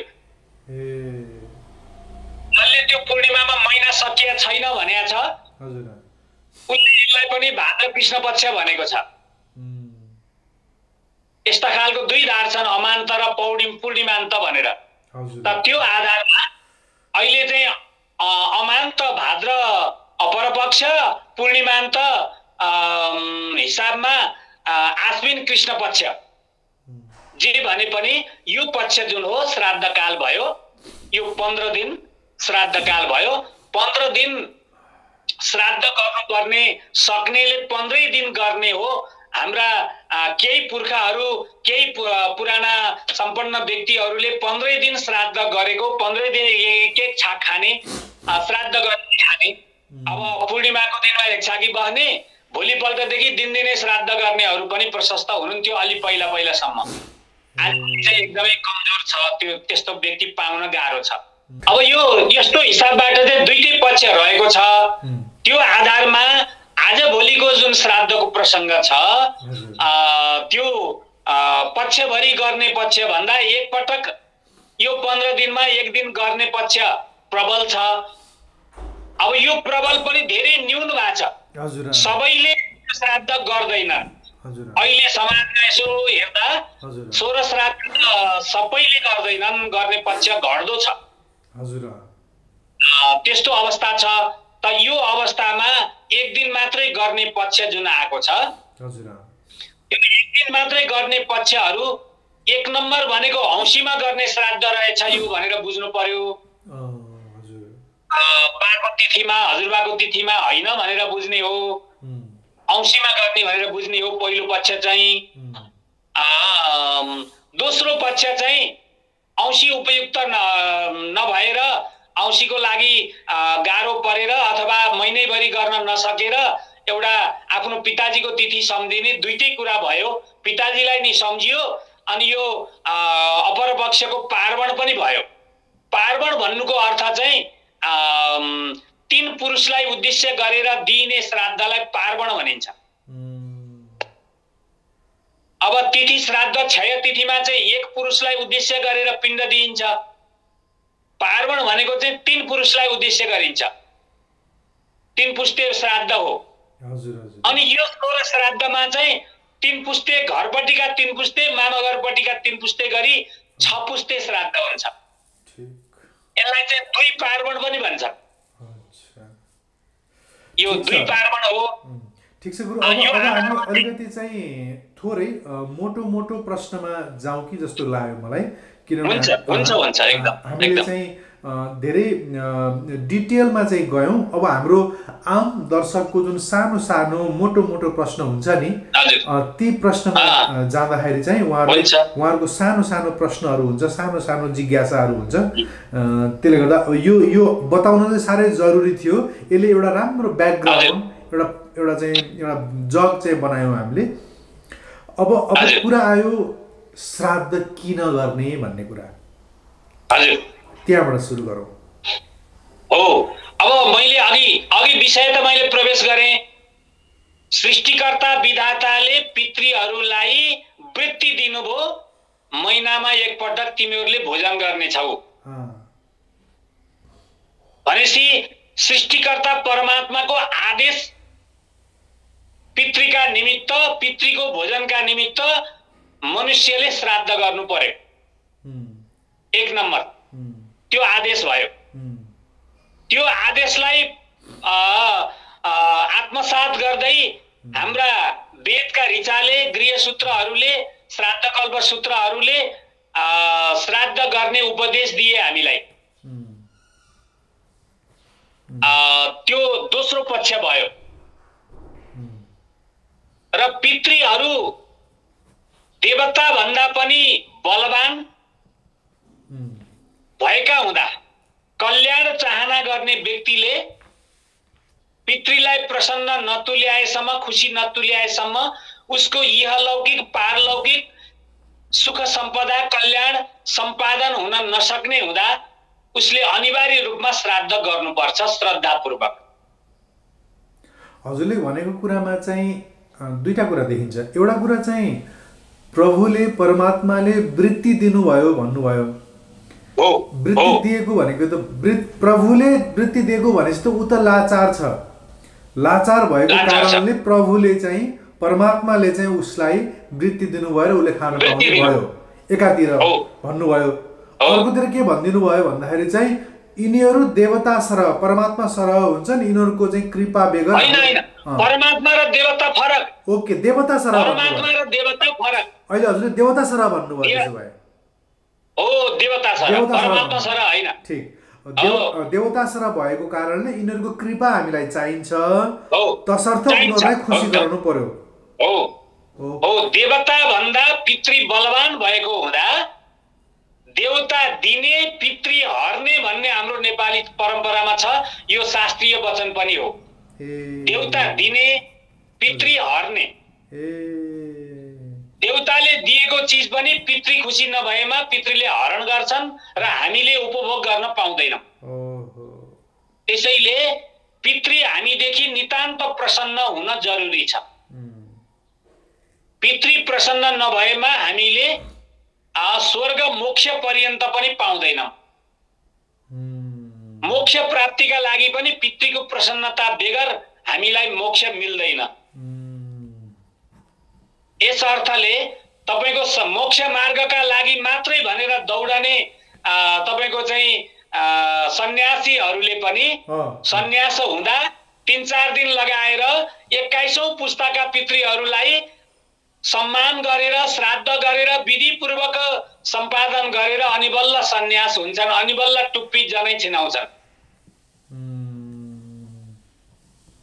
पितृको आशीर्वाद बेगर मुक्ति मिल्दैन, भुक्ति मिल्दैन, देवताहरूले दिएको वरदान उपभोग गर्न पाइँदैन। यस अर्थले पनि पितृ बलवान छन्। अझ हाम्रा धेरै शास्त्रमा त के भनिया छ, पितृ कार्यम द्विजातिनाम देव कार्यात विशिष्यते। जो वेद वेदाङ्गका कर्मका अधिकारी जो छन्, 2 पटक जन्मनेहरू भनेको 2 जाति भनेर। हजुर, जन्म त संस्कार त यिनीहरूको लागि पितृ कार्य चाहिँ के हो, देव कार्य भन्दा विशेष छ, ठुलो छ, बडा सावधान भएर गर्नुपर्ने लागेको छ। देव कार्य बरु भावनामा बगेर भावनाको आधारमा देवताले वरदान दिन्छन्, तर पितृ भावनामा बग्दैनन्। पितृसँग सचेत हुनुपर्छ, सावधान हुनुपर्छ। देवताले भाव खोज्छन्, पितृले शुद्ध वाक्य खोज्छन्, शुद्ध विधि खोज्छन्, शुद्ध अन्न खोज्छन्, देश काल पात्र खोज्छन्। पितृले शुद्ध देश, शुद्ध काल अनि शुद्ध पात्र, यी 3टा कुरा नमिली श्राद्ध नै हुँदैन। श्राद्ध गर्ने पवित्र स्थान, श्राद्ध गर्ने चाहिँ तपाईको समय, किनभने एउटै दिनलाई, एउटा तिथिलाई 2 भाग लगाइया छ, अह र रात्र। अह भनेको दिन, दिनलाई 5 भाग लगाइया छ, रातलाई भाग लाइया छैन। किन लाइएन भने रातमा काम गर्ने आदेश शास्त्रले दिएन। दिनलाई 5 भाग लगाइयो, बराबर 5 भाग। दिनमान आजको दिन जत्रो छ उदय र अस्तका हिसाबले त्यसलाई 5 भाग लगाएपछि प्रातःकाल, संगमकाल, मध्याह्नकाल, अपराह्नकाल, सायन्नकाल, यी 5 काल मध्ये प्रातःकालमा चाहिँ आभ्युदयिक श्राद्ध, वृद्धि श्राद्ध, आम श्राद्ध, काँचो अन्नले गरिने श्राद्ध प्रातःकालमा गर्न मिल्छ। अनि तिथि श्राद्ध मध्याह्नकालमै गर्नुपर्छ, अघिपछि गरेर मिल्दैन। अनि यो अपराह्न पार्वण श्राद्ध चाहिँ अपराह्न कालमा नै गर्नुपर्छ, अरू कालमा गरेर मिल्दैन। मैले आज यो पितृपक्षको समय छ, 10 बजे भन्दा पहिल्यै 9 बजेतिरै श्राद्ध भ्याएर अफिस गएँ भने मेरो श्राद्ध घरमा आएका इष्टमित्र पाहुनाले मात्रै खाएको हो, पितृले पाएको होइन, किनकि काल मिलेन। अब प्रातःकाल गर्न पाइएन, संगमकाल पाइएन, मध्याह्न पाइएन, यी 3वटा काल कटाएर 4थो काल अपराह्न कालमा गर्नु पर्यो। यसरी देश, काल, पात्र, अनि पात्र भनेको त्यो श्राद्धमा जसलाई हामीले आजभोलिको चलन आछ, पात्र नपाएर कुशको ब्राह्मण राख्ने चलन आयो। शुद्ध पात्र ब्राह्मण नपाएर त्यो कुशको ब्राह्मण राखेर उसको अगाडि काँचो अन्नको सिधा दिने चलन छ। वास्तवमा श्राद्ध त्यस्तो होइन। श्राद्ध त ब्राह्मण, पात्र ब्राह्मण राखेर त्यो ब्राह्मणलाई भोजन खुवाएर, सिधा दिने ठाउँमा भोजन खुवाएर अनि बल्ल पिण्डदान गर्ने हो। त त्यो भएको हुनाले पात्र पनि ख्याल गर्नु पर्यो अनि श्रद्धा चाहियो। यी 4वटा कुराले पितृमा उद्देश्य राखेर गरिने कुरा नै श्राद्ध हो। र त्यो श्राद्धद्वारा पितृलाई प्रसन्नता मिल्छ, तृप्ति मिल्छ। पितृ तृप्ति भए भने आयु, प्रजाम, धनम विद्याम स्वर्गम मोक्ष सुखानि च। यति चीज पितृ प्रसन्न भएमा प्राप्त हुने आशीर्वाद हो यो। आयु प्रजाम धनम विद्याम स्वर्गम मोक्ष सुखानि च प्रयच्छन्ति तथा राज्यम पितरः श्राद्ध तर्पिता। त श्राद्ध गर्नेले बुझेर गर्नेले यति कुरा बुझेर गरिरहेछ, उसले यति कुरा मैले पाउँछु भनेर गरिरहेछ। बडा श्रद्धाले समर्पित भएर सावधान भएर। आजभोलि मैले देख्छु श्राद्ध पिकनिक जस्तो भएको छ। श्राद्धका निमित्त पाकेको मिष्टान्नहरू पकवान्नहरू श्राद्ध गर्ने बेलाभन्दा पहिले, पुरोहित आउनुभन्दा पहिले आएका इष्टमित्र हतार हुनेहरूलाई सबलाई खुवाएर पठाउने चलन आछ, जो कि नितान्त श्राद्धको नाममा भएको भोज मात्रै हो, खर्च मात्रै हो, श्राद्ध भएको छैन। यसमा तपाईको चाहिँ भागवतमा एउटा महत्त्वपूर्ण पक्ष छ। श्राद्ध आजभोलि गरेको हिसाबमा यदि त्यो बेलाको वशिष्ठ ऋषि जस्तै पुरोहित गुरु त्रिकालदर्शी भइदिएको भए हरेकको श्राद्ध रोकिन्थ्यो, किनकि त्यो श्राद्धमा पाकेको चिज पिण्ड नसेलाएसम्म अर्को व्यक्ति, कोही व्यक्तिले खान पाउँदैन, खान मिल्दैन। पितृलाई पुडो सारेर काम गर्न मिल्दैन। पहिला जसले जति खायो, खाएपछि सबै त्यो चाहिँ अयोग्य मानियो श्राद्धको लागि। त्यसैले यो देव कार्य भन्दा ज्यादै सावधानी अपनाएर गर्नुपर्ने पितृ कार्य रहेछ। देवता भन्दा ज्यादै बलवान पितृ रहेछन्। भगवानले दिएको वरदान, परमात्माले दिएको वरदान, पितृहरू देवता भन्दा धेरै माथि छन्। देवताहरूले पनि हरेक महिना पितृहरूको लागि श्राद्ध गर्छन्। देवताहरूले पनि? हजुर, देवताहरूले। देवताका देवता भनेर पितृलाई चिनिन्छ। पितृ भनेको देवताका चाहिँ देवता हुन्। अब आयो कुरा, हजुर, पितृ भनेर जसलाई भनिएको छ, अब यी देवता भन्दा माथि छन् भनिरहँदा मरेर गएको व्यक्ति त प्रेत हुन्छ हैन? त्यो प्रेत हो। मरेर गएको व्यक्ति प्रेत हुन्छ भन्न त मिलेन। किन मिलेन भने प्रेत भनेको एउटा अवरोध हो। मार्ग अवरोध भएपछि, विकृति भएपछि फरक योनि विशेषमा प्राप्त भएको हो प्रेत भने चाहिँ। मरेका जति जम्मै प्रेत भन्ने अर्थ गलत भयो, बुझाइ पनि गलत बुझाइ भयो। मरेको पहिलो वर्षसम्म वार्षिक श्राद्ध आउनुभन्दा अगाडिका लागि प्रयोग गरिएको प्रेत शब्द र अनि प्रेत योनि विशेषको शब्दको अर्थ बेग्लै छ, फरक छ, ठाउँ विशेष बेग्लै हो। वर्ष दिन भित्रका आलो पितृलाई भनिने प्रेत भनेको चाहिँ नफर्कने गरी गएको भन्ने अर्थमा इड गतौ धातुबाट प्र उपसर्ग लागेर प्र इत प्रेत भएको हो। विशेष गरेर अब फर्केर नआउने गरी गएको भन्ने अर्थ हो। अनि मृत्यु भएको दिनदेखि वार्षिक तिथिसम्म यो वर्ष दिन चाहिँ यात्रामा हुन्छन् रे पितृहरू। नफर्कने गरी गएका, हिँडेको यात्रामै बसिरहेको हुनाले त्यो समयलाई प्रेत शब्द प्रयोग गरिएको हो। त्यो भनेको प्रेत योनि विशेषमा प्रेतहरूको कथा पाइन्छ त्यस्तो होइन, त्यो बेग्लै हो फेरि। ओके, अब यसरी बताइदिनुहोस् त्यसो भए मरेको दिन पछि त्यो मरेको जुन आत्मा छ, त्यो आत्मा 1 वर्षसम्म ऊ यात्रामा छ।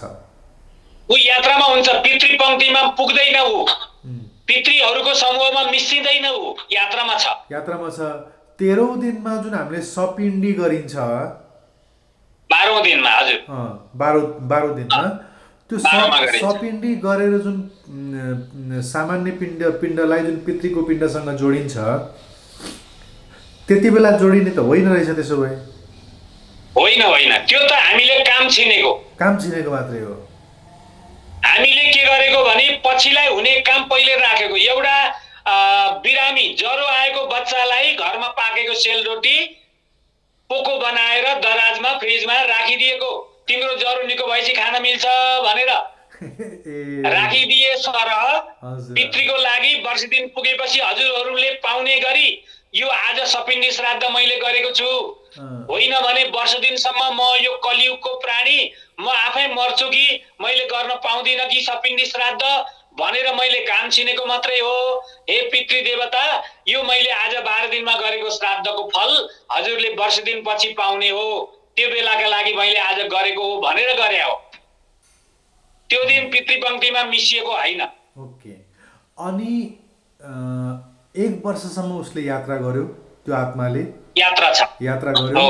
अब यो यात्रा पनि उसले जीवनमा जीवित रहँदाखेरि गरेका कर्मको आधारमा उसको यात्रा तय हुन्छ होइन? हो एकदम। अनि त्यो यात्रामा उसले कहीँ भूत प्रेतहरूसँग संवाद होला अथवा भेट होला अथवा चाहिँ उसलाई लडाइँ होला, के होला, विभिन्न चाहिँ अरू चाहिँ अवरोधहरू आउलान्। त्यो अवरोधहरू छल्दै 1 वर्ष जुन पछि हामीले जुन चाहिँ वार्षिकी गरिन्छ, त्यो वार्षिकी गरेर सक्दै त्यति बेला चाहिँ ऊ चाहिँ अब ठ्याक्क पितृहरूलाई भेट गर्छ र ऊ पितृहरूसँग मिल्ने हो। पितृहरूसँग मिल्ने योग्यता प्राप्त गरेका छ भने वर्ष दिनपछि पितृसँग मिल्छ। पितृसँग मिल्ने योग्यता प्राप्त गरेका छैन, त्योभन्दा अगाडि आफूले गरेका कृत्यहरू कर्महरूको फल भोग्नु छ भने पहिला भोग्नतिर जान्छ, पहिला कर्मको फल भोग्नतिर लाग्छ हैन? त्यो भोगाई चाहिँ कर्म अनुसार कति लामो हुन सक्छ? त्यसको त यस्तो हो, पितृपङ्क्तिमा प्रवेश गर्ने भन्ने अर्थ जुन पिण्ड मेलन भन्ने हुन्छ, त्यो कर्म भोगाई सँगसँगै पनि ऊ पितृपङ्क्तिमा जोडिएको हुन्छ। वर्ष दिनको श्राद्धपछि त पितृपङ्क्तिमा जोडियो होइन, तर उसको भोग्ने कर्म पितृलोकमै जान पाउने र कर्म भोगमा जानु पर्ने भन्ने चाहिँ फरक शैली हुन्छ। यदि उसले यम यातनाका रूपमा कर्मको फल भोग्न पर्ने छैन भने सोझै पितृलोकमा जाने भयो वर्ष दिनको काम सकिएपछि। होइन भने ऊ आफ्नो भोग योनिमा जाने भयो। भोग योनिमा जाँदा पनि उसँग पितृको सम्बन्ध चाहिँ हुन्छ। त्यसो भए मैले मेरो प्रश्नलाई मैले सुधारेँ गुरु। मेरो प्रश्नलाई मैले के भनेर सुधारेँ भने हजुरले यसको उत्तर दिदिनुस्, मरेपछि के हुन्छ? हो मरेपछि के हुन्छ? ल अब यहाँबाट चाहिँ मृत्यु भयो, अब यहाँबाट सुरु गर्नुहोस्। हो अब मृत्युपछि तत्काल मृत्युपछि उसको सम्बन्ध शरीरबाट अलग हुने बित्तिकै उसको सम्बन्ध कहाँ हुन्छ भन्दा यमदूतसित हुन्छ। ठीक। यमदूत भनेको त्यो कर्म फल भोगाउने लोकका शासक देवता हुन् यमराज। धर्मराज पनि भनिन्छ, यमराज पनि भनिन्छ। उनले खटाएको दूत आएपछि मात्रै यो शरीरबाट हामी अलग हुन पाउँछौँ र हामी उनको साथमा पुग्छौँ। त्यहाँ उनको साथमा हामी वर्ष दिनको यात्रा एक्लै हामी भौतारिँदैनौँ। हाम्रा साथमा ती यमदूत हुन्छन्। पुण्यात्माहरूको साथमा धर्मदूत, अब पापात्माहरूको साथमा यमदूत। एउटै हो, एउटै देवताको चेन्जेबल रूप हो त्यो। एउटै देवताको चेन्जेबल रूप हो है? एउटै देवताको रूप हो त्यो। धर्मराज भन्नु र यमराज भन्नु दुईटा देवता होइनन्। ठीक ठीक ठीक। त्यो व्यक्ति विशेषको नजरमा पुण्यात्माले धर्मराज देख्छ, सौम्य रूप देख्छ। पापात्माले डरलाग्दो भयदायक रूप देख्छ यमराजलाई। अब त्यसरी त्यो सम्पर्कमा वर्ष दिनको यात्रामा ऊ त्यहाँ पुग्छ। त्यहाँ पुगेपछि अझै मैले हजुरलाई रोकेँ। मृत्यु भयो, अब मृत्यु पनि विभिन्न तरिकाले मृत्यु भएको हुन्छ गुरु। कसैको अस्पतालको बेडमा तडपिँदै भएको हुन्छ, कसैको घरमा सुतिरहेको अवस्थामा भोलि बिहान उठ्दाखेरि ऊ मृत भेटिन्छ, कसैको चाहिँ कार एक्सिडेन्टमा बाइक एक्सिडेन्टमा त्यो थिचिएर कुचिएर पिचिएर कसैको प्लेनमै हुन्छ, कसैको आकाशमै डढेर सकिन्छ, र कसैले चाहिँ आफूलाई सेरेर या झुन्डिएर या विष खाएर मृत्यु हुन्छ, या कसैले छुरा हानेर गोली हानेर मारेको हुन्छ। यी विभिन्न खालका जुन मृत्युहरू छन् नि, यी सबै मृत्यु जब शरीरबाट प्राण निस्कियो नि, निस्किसकेपछि चाहिँ त्यो अब ऊ पुण्यात्मा हुँदै पनि उसलाई चाहिँ उसको मृत्यु गलत तरिकाले भयो भने त्यो अवस्था के हुन्छ कि मृत्यु पछिको अवस्था? हो ल ठिक छ। मृत्यु पछि लगत्तै पुण्यात्मा हुँदै पापात्मा हुँदै जे हुँदै पनि सबभन्दा पहिला 10 दिनसम्म उसको लागि उसले चाहिँ त्यो यो थुल शरीरबाट अलग भयो, बिछोड भएपछि उसले चाहिँ यस्तै थुल शरीर खोजेर भौतारिन्छ यहीँ। कति दिनसम्म? यहीँ आफ्नै तपाईको 10 दिनसम्म ऊ यहीँ खोजेर भौतारिरहेको हुन्छ। ओके हजुर। त्यो 10 दिनसम्म उसको लागि वेदले बताएको विधिका आधारमा एउटा कर्म गरिन्छ, दशगात्र कर्म भन्छ त्यसलाई। हजुर। वेदको भाषामा दशगात्र कर्म। गात्र शब्द शरीर बुझाउने शब्द हो। गात्र, ठीक। गात्रले शरीर बुझाउँछ। शरीरको विकल्प दिनको लागि गरिने कर्म भएको हुनाले त्यो कर्मलाई दशगात्र कर्म, 10 दिन लगाएर गरिने कर्म हुनाले त्यसलाई दशगात्र कर्म भनिन्छ।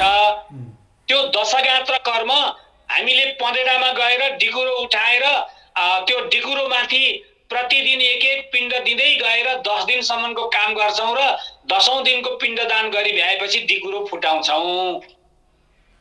त्यो कर्मलाई दशगात्र कर्म भनिन्छ। त्यही दशगात्र कर्मबाट उसले चाहिँ एउटा आतिवाहिक शरीर भन्छ वेदको भाषामा, वायवीय शरीर, थुल शरीर उसले प्राप्त गर्दछ। यो शरीरबाट निस्किएको जुन जीवात्मा छ उसँग कारण शरीर र सूक्ष्म शरीर त छ, दुईटा शरीर त उसँग छ। उसको मृत्यु भएपछि अब उसलाई थुल शरीर चाहिएको थियो। त्यो थुल शरीर प्रदान गर्नको लागि चाहिँ यो संस्कारले प्राप्त भएको शरीर उसले प्राप्त गर्दछ। त्यो दशगात्र कर्मबाट उसले चाहिँ आतिवाहिक शरीर प्राप्त गर्दछ र त्यो शरीरमा उसले प्रवेश गरेपछि अनि 11औं दिन उसले बाटा खर्चको लागि 11औं दिनको कर्मको प्रतीक्षा गरे हुन्छ। ऊ आफू तङ्ग्रिनको लागि, हिँड्नको लागि, तयारी गर्नको लागि 11औं दिनमा गरिने विशेष कर्म हुन्छ, एकादशाहिक कर्म भनिन्छ। त्यो गरेपछि उसको यात्रा सुरु हुने हो। र आजभोलि 12औं र 13औं चाहिँ हामीले वर्ष दिनमा गरिने कुरालाई खिचेर ल्याएर गरेको हुनाले लागेको हो। 11औं दिनमा उसको काम यहाँबाट चाहिँ ऊ शरीर सम्पन्न भएको हुन्छ, आतिवाहिक शरीर प्राप्त गरे हुन्छ, यमदूतसँग उसको सम्बन्ध हुन्छ। ऊ त्यो वायवीय शरीर, वायु प्रधान शरीरलाई प्राप्त गरिसकेको हुन्छ। ऊ चाहे पुण्यात्मा होस् चाहे पापात्मा होस्, अब बल्ल ऊ यात्रामा गर्न लागेको हुन्छ। मैले अझै एउटा प्रश्न यसमा थपेँ। मृत्युको पलमा अब विभिन्न प्रकारले मृत्यु हुन्छ भन्ने कुरा हामीले उदाहरण दिइसक्यौँ।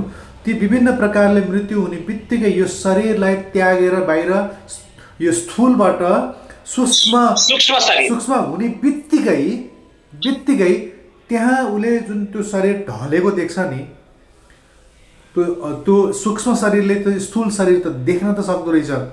त्यो शरीर देख्दाखेरि त्यही सँगसँगै त्यहाँ ऊ त्यो के भन्छ यमदूत पनि त्यही उभिरहेको हुन्छ। हो, एकदम यमदूतको उपस्थिति बेगर त घटनै गर्दैन। हो, यहाँ चाहिँ के प्रश्न एउटा नयाँ उब्जिन्छ भने हरेक कुरालाई हामी जुन दुर्घटना भन्छौँ नि गुरु, यो अस्तित्वमा दुर्घटना भन्ने छ कि छैन? त्यसो भए हो, यो दुर्घटना भनेको हाम्रो लागि हो। हामीले कोही बिरामीलाई मर्नुभयो, दुःख पाउनु भएको थियो, सुख पाउनु भयो भने जस्तै हो। त्यो सुख उसले पाए कि पाएन हामीलाई के थाहा? त्यो त हामीले पो सुख पायौँ त। होइन र? मृत्यु हुनेले सुख पाएको हो र? होइन नि।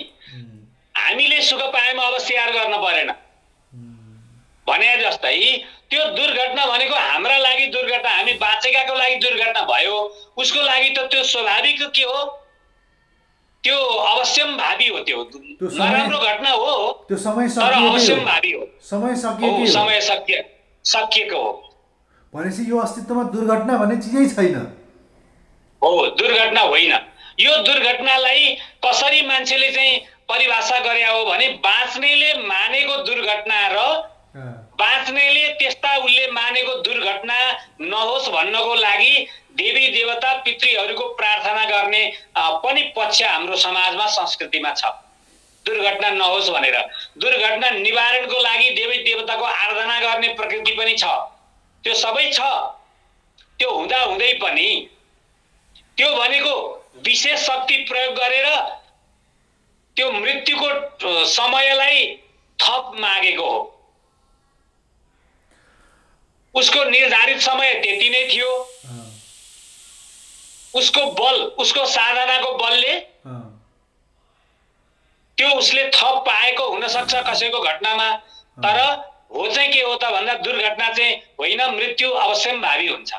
मृत्यु अवश्यम्भावी हुन्छ।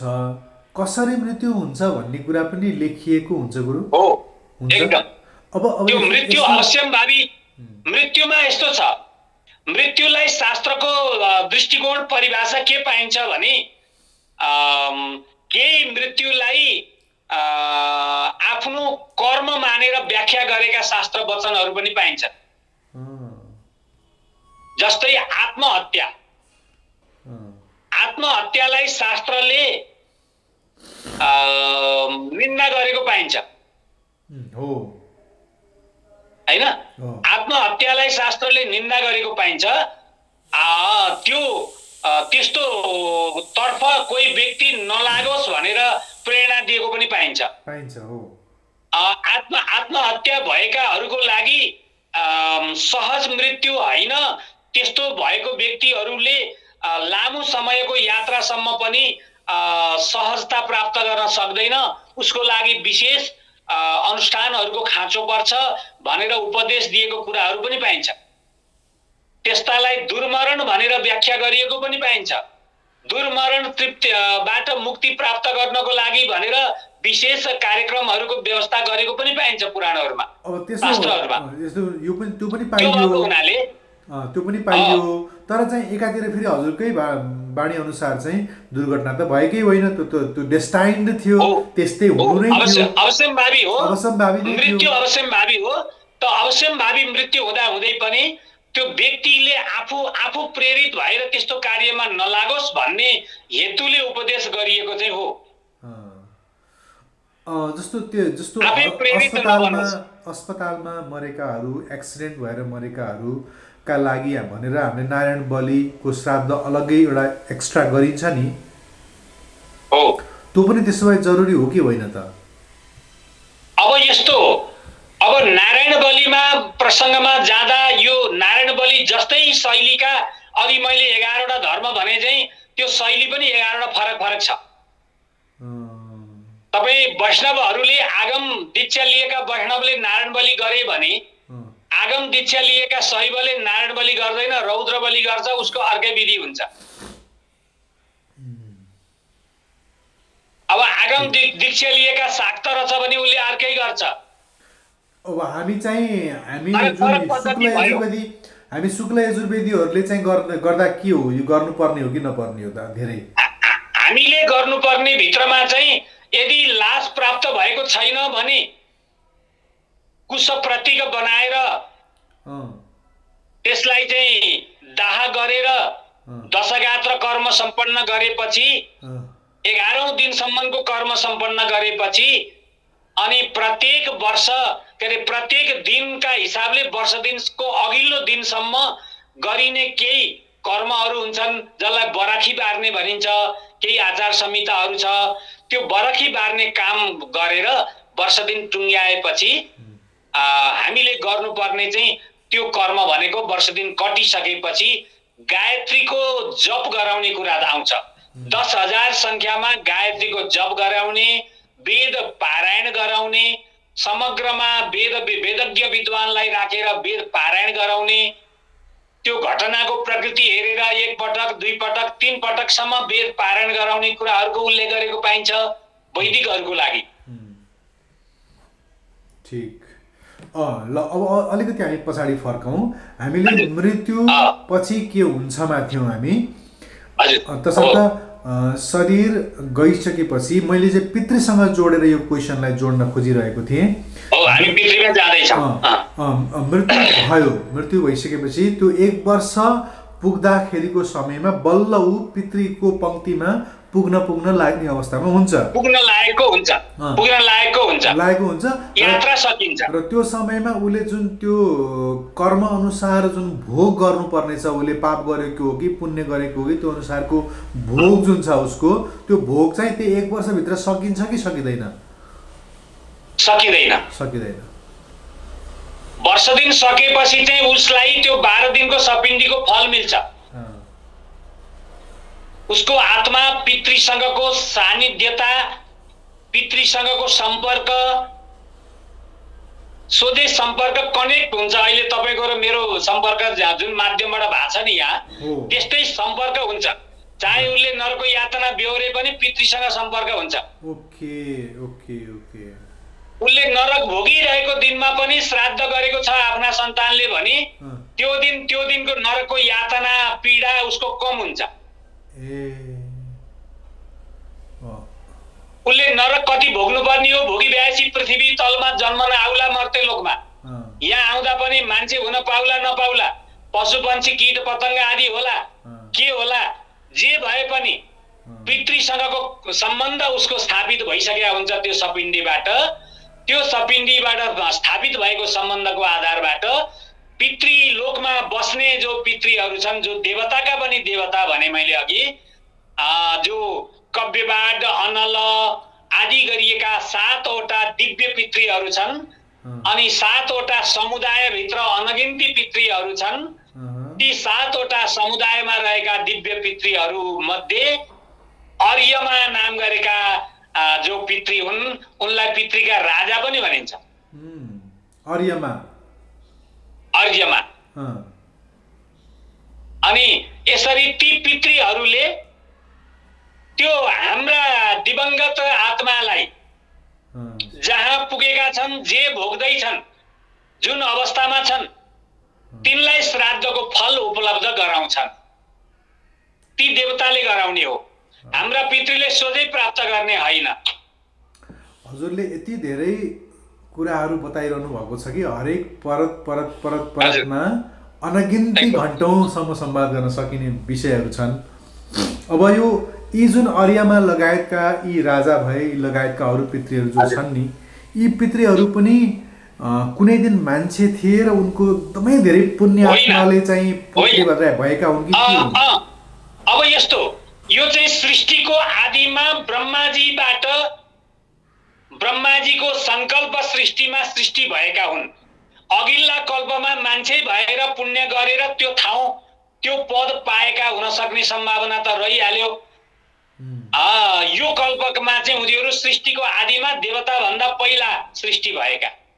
अब यहाँ प्रश्न के उठ्छ भने, जस्तो हजुरले एउटा कुरा के बताइदिनु भयो भने, एकातिर त्यो मृत्यु भइसकेपछि 1 वर्षभित्रमा चाहिँ उसले भोगिरहेको हुन्छ, उसको कर्म अनुसार उसले कति भोग्नु पर्ने हो, 1-2 वर्ष 2-3 वर्ष कति वर्ष त्यो भोगिरहेको हुन्छ। तर चाहिँ जसरी हामी कुरा गरे जस्तो पितृहरूसँग पनि कनेक्सनमा रहिरहेको हुन्छ, त्यो पङ्क्तिमा पनि बसिरहेको हुन्छ, भोग पनि गरिरहेको हुन्छ, उसले दुःखको भोग जे गर्नुपर्ने छ। अब कुरा के आयो भने, जुन देवताको अवस्थामा पनि फेरि ऊ छ नि, त्यो अवस्थामा चाहिँ संसारमा रहेर यति संसारको यो चाहिँ जुन भुलैयामा भुलेको मान्छे, भुलैयामा डुबेको यो यहाँको चाहिँ यो धुलो मैलो फोहोरमा चाहिँ किचलिएको मान्छे कसरी चाहिँ ऊ देवता सरह भएर रहन्छ के? त्यो कुरा चाहिँ जस्तो ऊ जिउँदो हुँदासम्म ऊ साह्रै नै निकृष्ट प्राणी थियो। अब मरेर गइसकेपछि चाहिँ ऊ एकाएक कसरी त्यो दिव्य अवस्थामा पुग्छ भन्ने प्रश्न के हजुरले एउटा कुरा चाहिँ के बताइदिनु भयो छुट्टै भन्ने कुरा चाहिँ अलग्गै पनि छन् त्यहाँ पितृहरू भन्ने कुरा नि बताउनु भयो तथापि यो जुन मरेर गएका हाम्रा हजुरबुवाहरू हाम्रा बाजेहरू बराजुहरू जो हुनुहुन्थ्यो उहाँहरू त आम सामान्य मान्छेहरू त सबै त साधु थिएनन् होला होइन ती त सबै आम मान्छे थिए ती मान्छे जो जीवनको आपाधापीमै फँसेर बसेका थिए बिचरा छोरो पाम्ला छोरोले सुख देला भन्दा भन्दै जिन्दगी गएको थियो कमाम्ला र पैसा कमाम्ला र सुख पाम्ला भन्दा भन्दै गएको थियो खाना खाएर मिठो खाएर चाहिँ सुख पाम्ला भन्ने कुरामै उसको जीवन बितेको थियो एउटा सामान्य संसारको आपाधापीमा फँसेको मान्छे पितृको देवताको अवस्थामा चाहिँ कसरी पुग्छ के होइन नि यो त सृष्टिको आदिमा संकल्पबाट सृष्टि भएका भित्र परे तिनीहरू अब यो तपाईँ हाम्रा पिताहरू हाम्रा पितृहरू पनि पुण्यको बलले तिनै पितृहरू बस्ने लोकमा जान सक्ने क्षमता राख्छन् पुण्यको बलले हो पुण्यको बलले त्यहाँ पुग्ने क्षमता राख्छन् ती पितृहरूसँग समता राख्ने होइन समता होइन त्यो लोकमा पुग्ने क्षमता राख्ने हुन्छन् पुण्यात्माहरू अब सर्वसाधारण त्यो क्षमतामा त्यो पहुँच नभएकाहरू त फेरि यहीँ जन्मन आउँछन् अनि फेरि भर्खरै हजुरले के पनि भन्नुभयो अनि अर्को पनि फेरि के पनि भन्नुभयो भने भोग जुन छ हामीले जुन पाप गरेका हुन्छौँ त्यो पाप अनुसारको कति वर्षको भोग छ त्यो भोग त उही सक्नु पर्यो उही नै भोग्नु पर्यो के दुःख पाउनु पर्ने पायो त्यो पाइसकेर अनि सबै भोग सकेर मुक्त भएर शुद्ध बुद्ध भएर फर्किने हो होइन त्यो पनि होइन नि यहाँ त समी भूते शुभाशुभे शास्त्रले के भन्छ शुभ र अशुभ धेरै जसो यसले भोग्यो अब केही बाँकी रहेको चिज भोग्दै नयाँ पुण्य कर्म गर्दै आफूलाई माथि बढाउन पनि सक्छ होला भन्ने लागेर अनि यहाँ पृथ्वी तलमा पठाइदिने काम मानव योनिमा पठाइदिने काम शुभ अशुभ पाप पुण्य सम अवस्थामा पुगेपछि यहाँ पठाइदिने काम चाहिँ हुन्छ यहाँ जब आउँछ ऊ त्यो अवस्थामा आउँछ कसैले आएर भोगेर राम्रो कुरा गर्दै अगाडि पनि बढ्छ कोही यहाँ आएर भोग्नुको सट्टा अरू थपेर झन् निकृष्ट हुँदै पनि जान सक्छ ठीक आउने भनेको निख्रिएर आउने होइन हजुर निख्रिएर आउँदैन सबै भोगी भ्याएर आउँदैन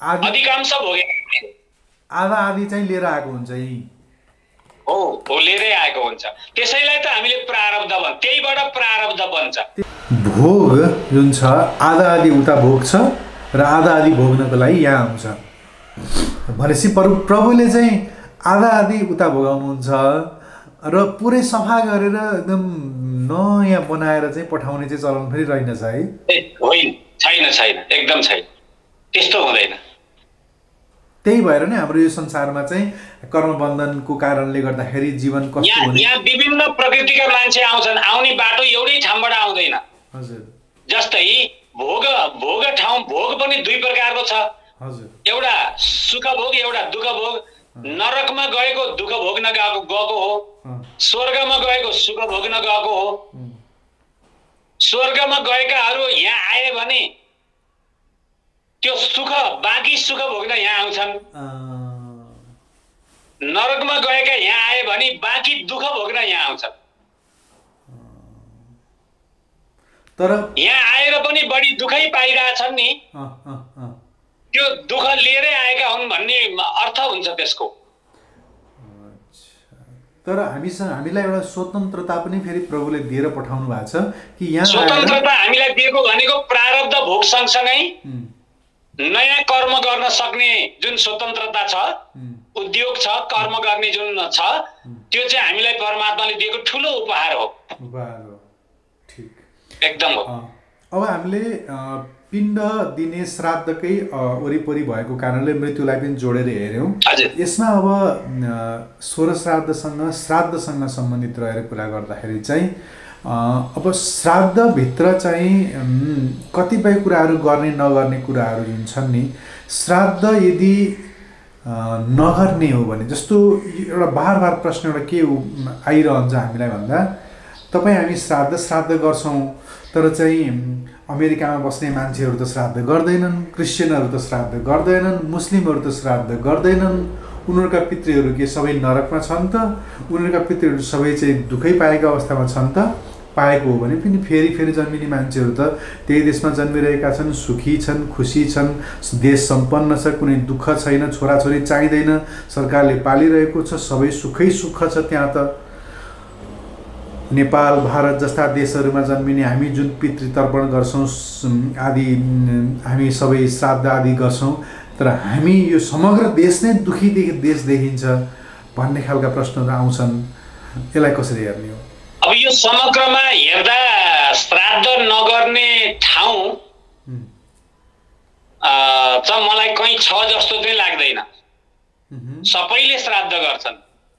मैले अघि भने हाम्रो यो भूमिमा, यो पुण्य भूमिमा, यो आर्यावर्तमा नै श्राद्ध गर्ने पद्धति कम्तीमा 11 प्रकारको, 11 थरीको त मैले चर्चा गरिसकेँ।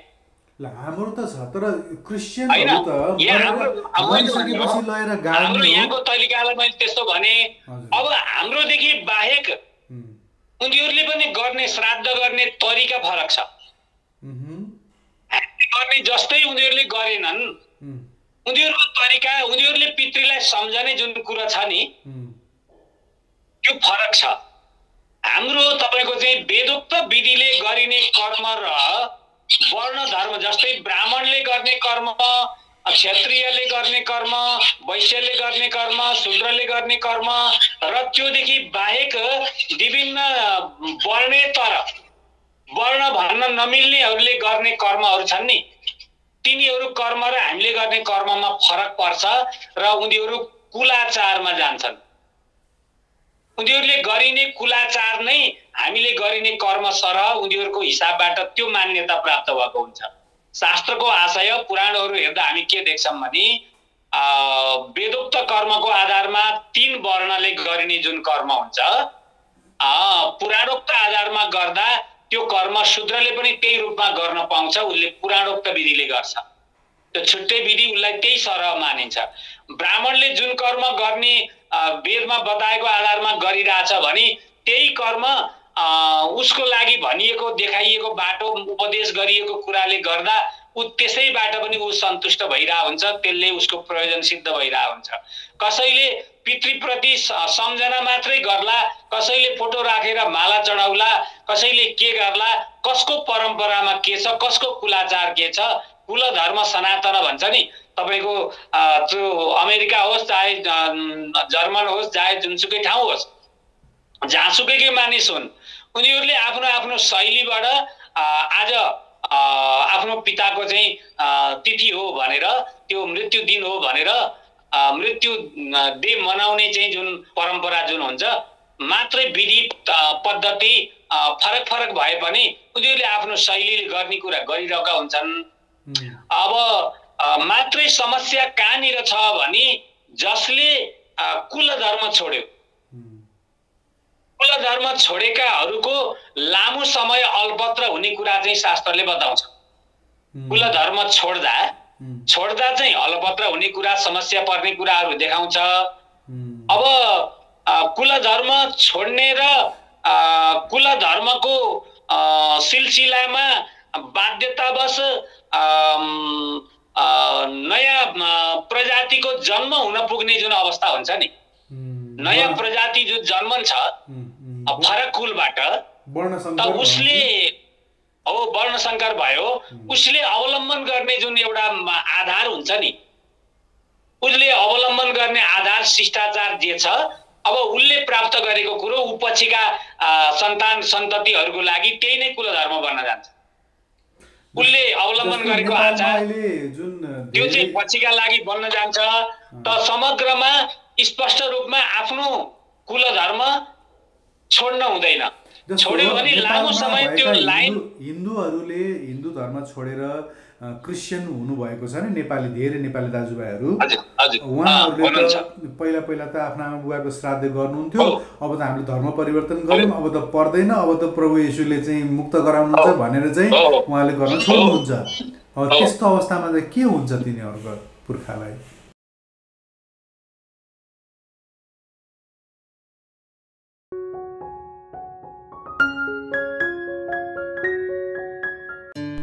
The Secrets of Life with Subhas Agam.